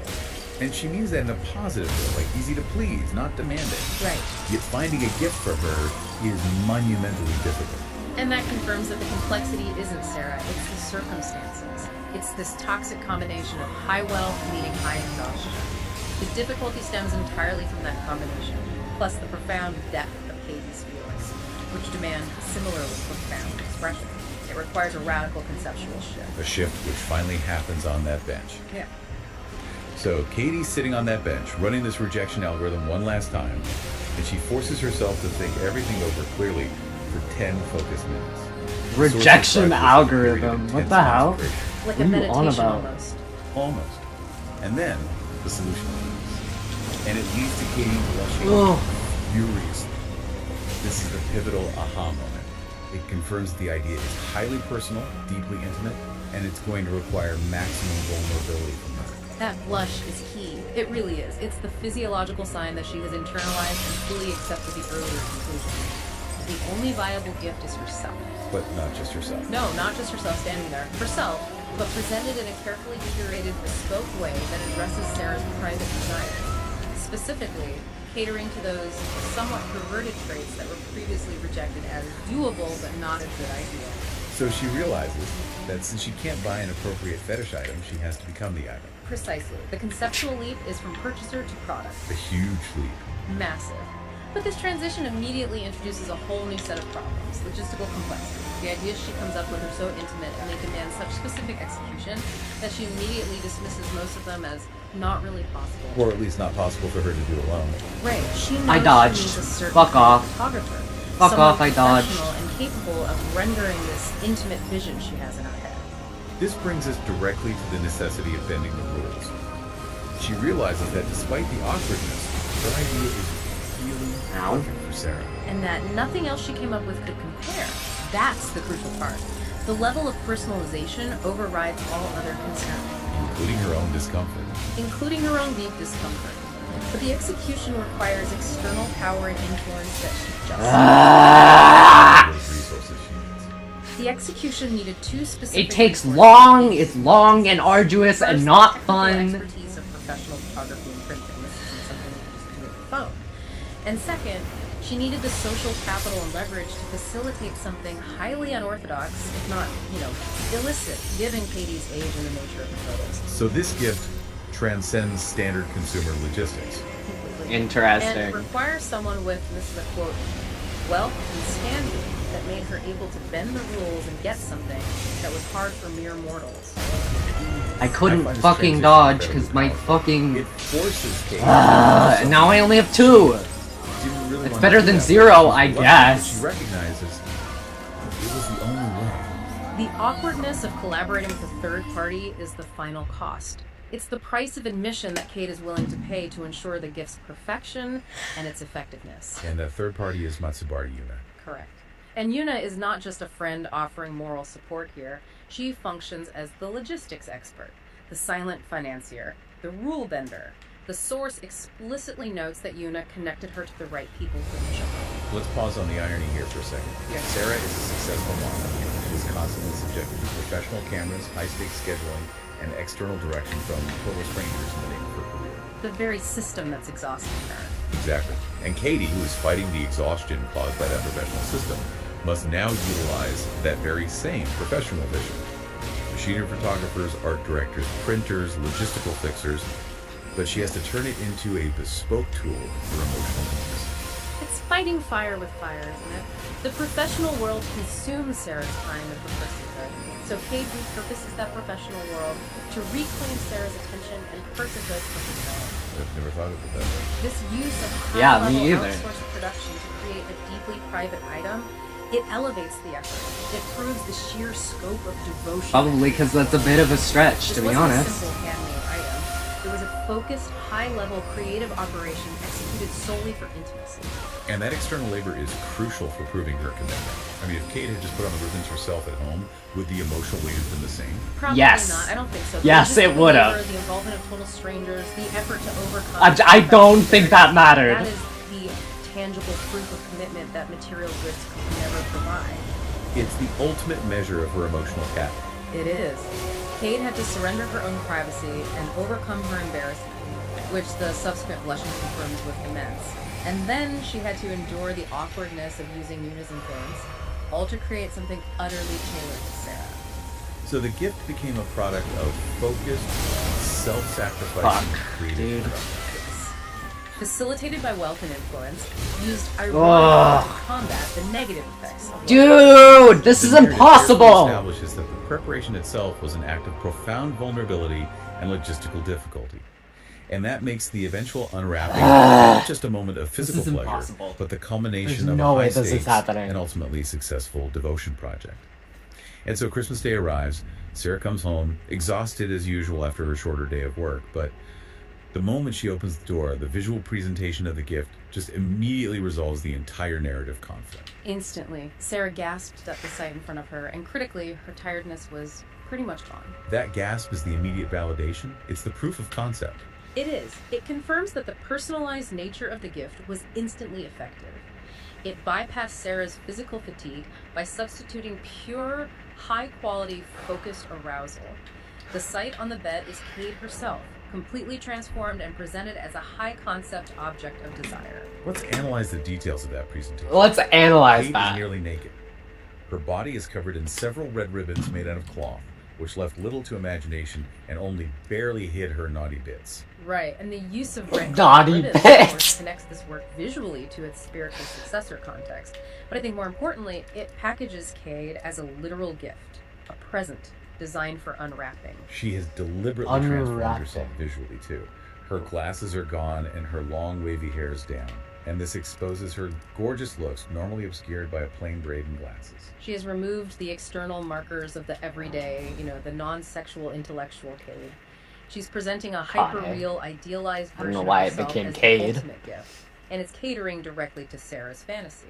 And her physical state, the strong blush, the awkward smile, it reminds us, the audience, of the immense emotional cost of this presentation. But Sarah's immediate, visceral reaction makes her feel instantly better and validated. And now we can move to the accessories, the material tools that Katie produced to facilitate the intimacy. These are not the main gift, not really. They're more like highly personalized, portable manifestations of Katie's dedication. Okay, so first, gift number one, the customized cards. The rectangular plastic package is strategically placed. It's stuffed between her big breasts. Which highlights the sexual context immediately. It appears to be an ordinary deck of French-suited playing cards at first glance. But the content, as we find out, is entirely customized. All the face cards show Katie. And this is where the symbolism becomes incredibly rich. Katie has literally inserted herself into these roles of power, value, and play. The cards turn her identity into a game, something Sarah can manipulate and carry and enjoy in any context, even when they're physically separated. We get specific examples too. Cade is a jack with a courageous expression, a fancy costume, a sword. A queen, a king, and a joker. She occupies every single high-ranking role in the deck, And significantly, the Joker is described as showing a nice amount of cleavage. which emphasizes the playful, semi-fetishistic element of the gift. It's catering directly to that somewhat perverted trait she previously rejected as doable but not a good idea in material form. She overcame her reservations about that trait by providing herself as the customizable object. Exactly. And Katie reflects on feeling weird for sure and awfully vain, but again, Sarah's happiness justifies the immense discomfort for her. The cards are this powerful act of self-insertion into Sarah's world. It creates a portable, repeatable fantasy for her. And when Sarah asks about how they were made, Cade mentions the necessary help, confirming that even for this small accessory, significant, awkward external logistics were required. Where is It it? wasn't simple. And then we have gift number 2, the photo album. This blue book is leaning on her body and it's strategically hiding her crotch. It's the final layer of presentation for the most vulnerable area. This feels like the material centerpiece of all that logistical labor and emotional vulnerability. I would agree. The album shows a very clear, deliberate progression of intimacy. It kind of mirrors the journey of their relationship, or maybe the journey Katie took from her public self to her private self. So it starts with a simple smiling picture. The public, non-threatening Cade. Right. Then very quickly it moves to No. dress. Wrong Showing again. cleavage, a sexy black bra, bare thighs with her skirt pushed up, And the subsequent pages show increasing vulnerability. Alluring poses. until eventually the camera captures her completely naked. This progression is not accidental, it's a deliberate narrative architecture. The album serves as a visual map of Katie's surrender of her public self for Sarah's private consumption. She is giving Sarah exclusive access, making Sarah the sole curator and audience of this ultimate vulnerability. And the narrative provides a key detail about the emotional cost of that photo shoot. Cade reflects that showing herself naked to the professional photographer was difficult to say the least. She felt too awkward for Yes. the right poses and expressions. Yes. This is perhaps the most important detail regarding the emotional labor involved. Oh, is it? It wasn't just about showing skin, it was about achieving an emotional expression. She needed to think of Sarah, to channel her love and devotion, to make actual attempts to do it right. Meaning to achieve the vulnerability and the alluring poses that were required. The gift is therefore a material representation of focused emotional energy and commitment, professionally rendered through a huge amount of personal sacrifice. Sarah's reaction confirms the success and the profound meaning Cade achieved. She exclaims happily, "That's such an amazing present, the best I ever got." But she immediately modifies not it. bad She glances at all, at Kate and says, actually, "It was it's the really second good." best." And that I'll take modification is the key Take that. analytical insight, isn't it? The cards in the album are powerful, highly effective tools, but the ultimate gift is Katie herself, available, focused, and waiting to be unwrapped. The material gifts served as the elaborate, personalized packaging. They were designed to convert Sarah's exhaustion instantly into focused, high-quality desire, and then transition seamlessly into the true present, shared, intimate time. The success lies in creating this highly focused bridge between the emotional commitment, the effort of the shoot and the logistical coordination, and the physical fulfillment that follow. The materials aren't the end, they're the catalyst. With the material objects validated, Sarah puts the cards and album aside, and this confirms their function as mere tools. The narrative immediately transitions does it? into the physical expression of the profound connection Katie sought to achieve. Sarah's focus shifts entirely to Katie's presentation. She notices the details of the packaging, confirming the gift's efficacy. What kind of details? Well, she sees the red ribbon covering Katie's sweetest spot is high enough for a hint of her slit to be seen. She also observes the small bumps poking out of Katie's breasts, which indicates Katie's immediate arousal. Oh, This yeah. demonstrates the mutual nature of the gift. The presentation has successfully converted Sarah's exhaustion into pure, shared desire. And then Sarah quickly strips down, retaining only a blue bra and panties, which is a sight Katie enjoys, demonstrating that the visual exchange and mutual arousal is already at play. And their initial actions follow the planned present dynamic. Kate is described as passive and just let her do. Sarah begins to explore Katie's body, kissing her and grabbing her breasts, thoroughly exploring the ample globe. This initial passivity is really interesting because it sets up this crucial turning point. It's a moment of profound relationship growth and role negotiation. It is. As their arousal builds, Sarah stops. She looks thoughtful, and she poses the key question. Well, you're my present. Doesn't that mean that you should rather please me? This question is critical. It's so important. Critical. It prevents Kat from remaining purely passive and objectified. Absolutely. Kate had performed the immense emotional and logistical labor of preparing the gift, but Sarah recognizes that true fulfillment comes from shared agency. It comes from reciprocation. She's preventing the present from becoming a simple, one-sided transaction or objectification. She's handing the agency back to Katie, demanding active participation. She is. Sarah initiates the transition by removing her remaining clothing and positioning herself above Katie's head, presenting herself for Katie's pleasure. Oh, And yes. Katie immediately accepts this new reciprocal dynamic. She begins to lap over Sarah's wet folds. Oh, So they move into yep. a dynamic of simultaneous reciprocal pleasure where both are active participants. And this satisfies that madly in love trait through mutual devotion. The narrative dedicates significant detail to describing this shared fulfillment, and it's emphasizing that this is the high-quality, focused time that Sarah's exhaustion had previously denied them. Sarah reaches down between Katie's legs. She slips 2 fingers into Katie's wet folds, initiating her own pleasure while she's receiving yes. Katie's attention. Yeah. And this simultaneous physical action reinforces that the gift has catalyzed a total convergence of their emotional and physical focus. Both girls grow more and more aroused, their moans fill the room, pushing each other toward climax. It demonstrates the successful conversion of that destructive physical exhaustion into peak concentrated positive energy. We Oh, see no, the physical 100%. manifestation. Positive of this. energy, for sure. Katie's body squirming, the sounds getting louder, the fluid staining Katie's face. But what's most telling to me is Katie's final, dedicated act of devotion. Go on. Even after she reaches her own orgasm, she's drowning in pleasure, moving sloppily. She immediately resumes her devotion to Sarah. Yes. She didn't forget her duty, even in the throes of her climax. And this demonstrates that the gift wasn't just about physical release for her. It was about the act of commitment, the act of service. And seeing Katie come turned Sarah on even more, driving her over the edge. Her juices flow out and over Katie's face, which Katie gladly lapped up. The focus remains on shared pleasure and mutual fulfillment, solidifying the intimacy. This is gonna get me The experience demonetized, successfully bro. resolves the central conflict of the No, night. it's After they completely recover, Sarah pulls her fingers out and immediately falls normal. exhausted again, noting, "I'm feeling pretty tired." But the exhaustion this time is entirely different from the collapse we saw at the start. Completely different. This is the peaceful, fulfilling exhaustion of peak connection. Sarah snuggles against Katie, and Katie observes that Sarah's face seemed more in peace than it was the days before. That peace. That's the ultimate metric of success. Despite the lack of extended time, Katie's quite content. She concludes that the limited time they had was well spent. The unique, highly thoughtful gift successfully converted scarce, low-quality time into peak, high-quality, focused peak. connection. Why is that It the word delivered you an emotional choose? fulfillment that no purchase item ever could, and it resolved Sarah's pre-holiday distress.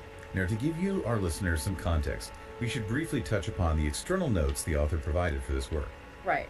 The work is described as a spiritual successor to another piece called Red Present, and it's labeled AU, or Alternate Universe. And that classification is important. Why? Well, it's important because it tells us that while the core characters, Kate and Sarah, are familiar to readers of the larger body of work, the specific circumstances and relationship dynamics we're analyzing here may exist outside the official canon.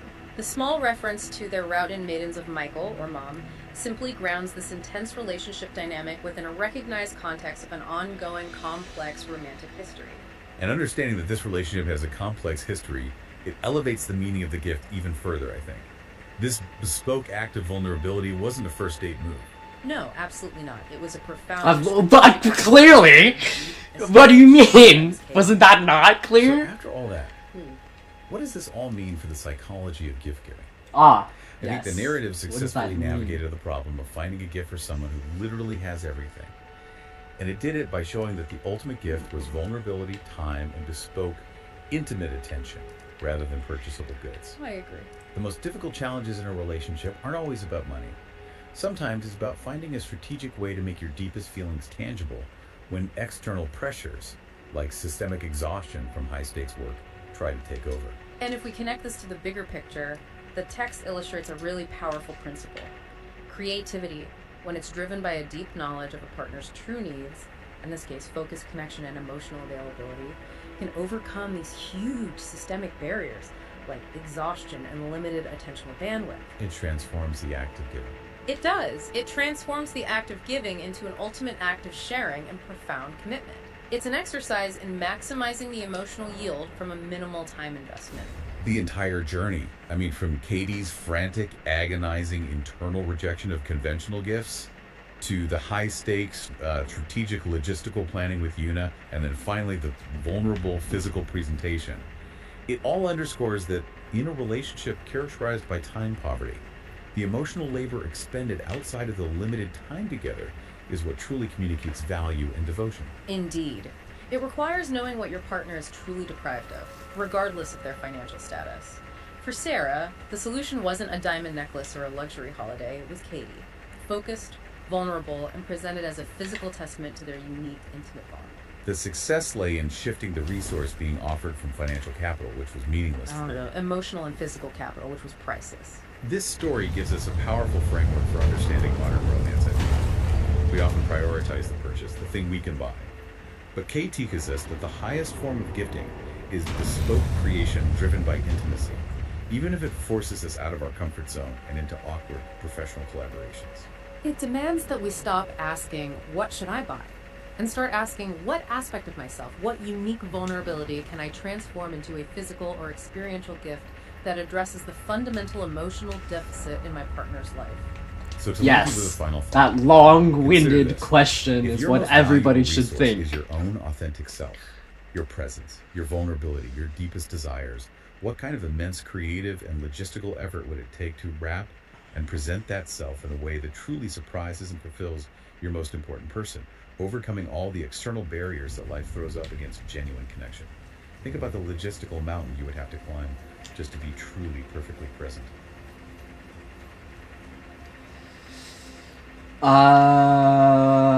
That was, shall I say, worth it? that was great. That was wonderful. All right.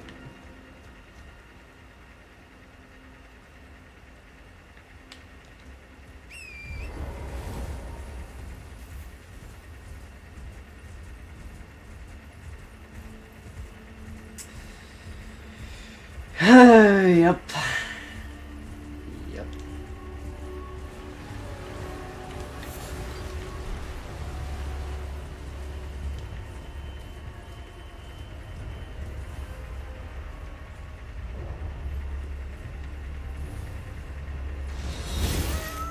Ooh.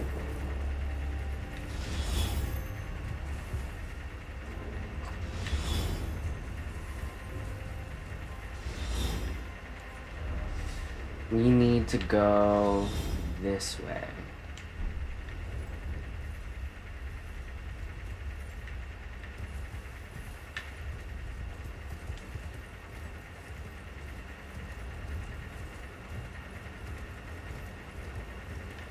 We're just gonna force our way over there. Kill that tree sentinel. The tree sentinel duo, I believe, is what we need to kill. No, the dragon guy. Both, preferably, because then we have a good thing. And we can't get the stone finger stone shield or whatever.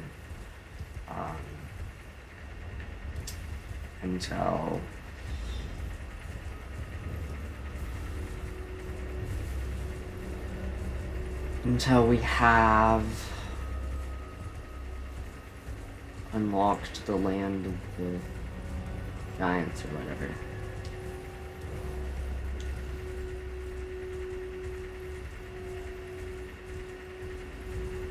Welcome to the land of the giants.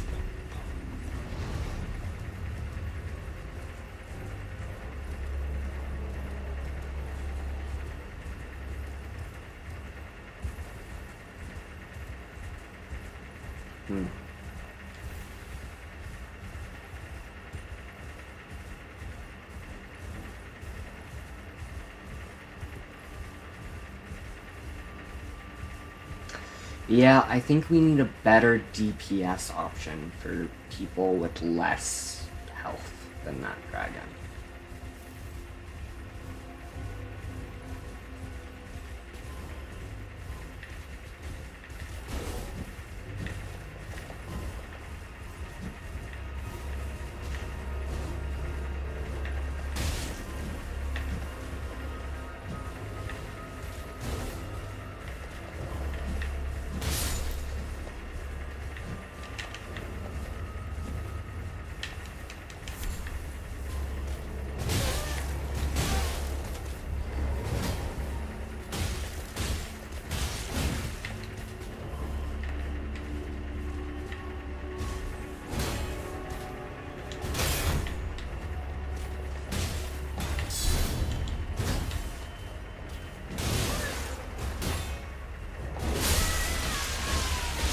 Death blighted?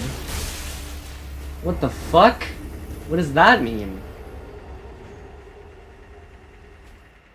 What? What happened? I'm so confused.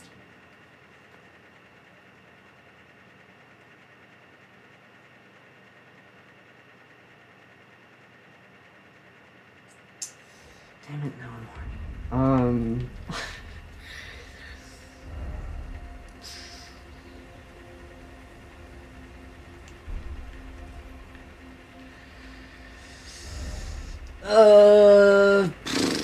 Let's call it for now.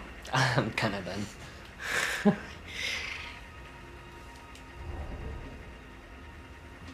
I have stuff I need to do. And no, that's not mean what it Alright.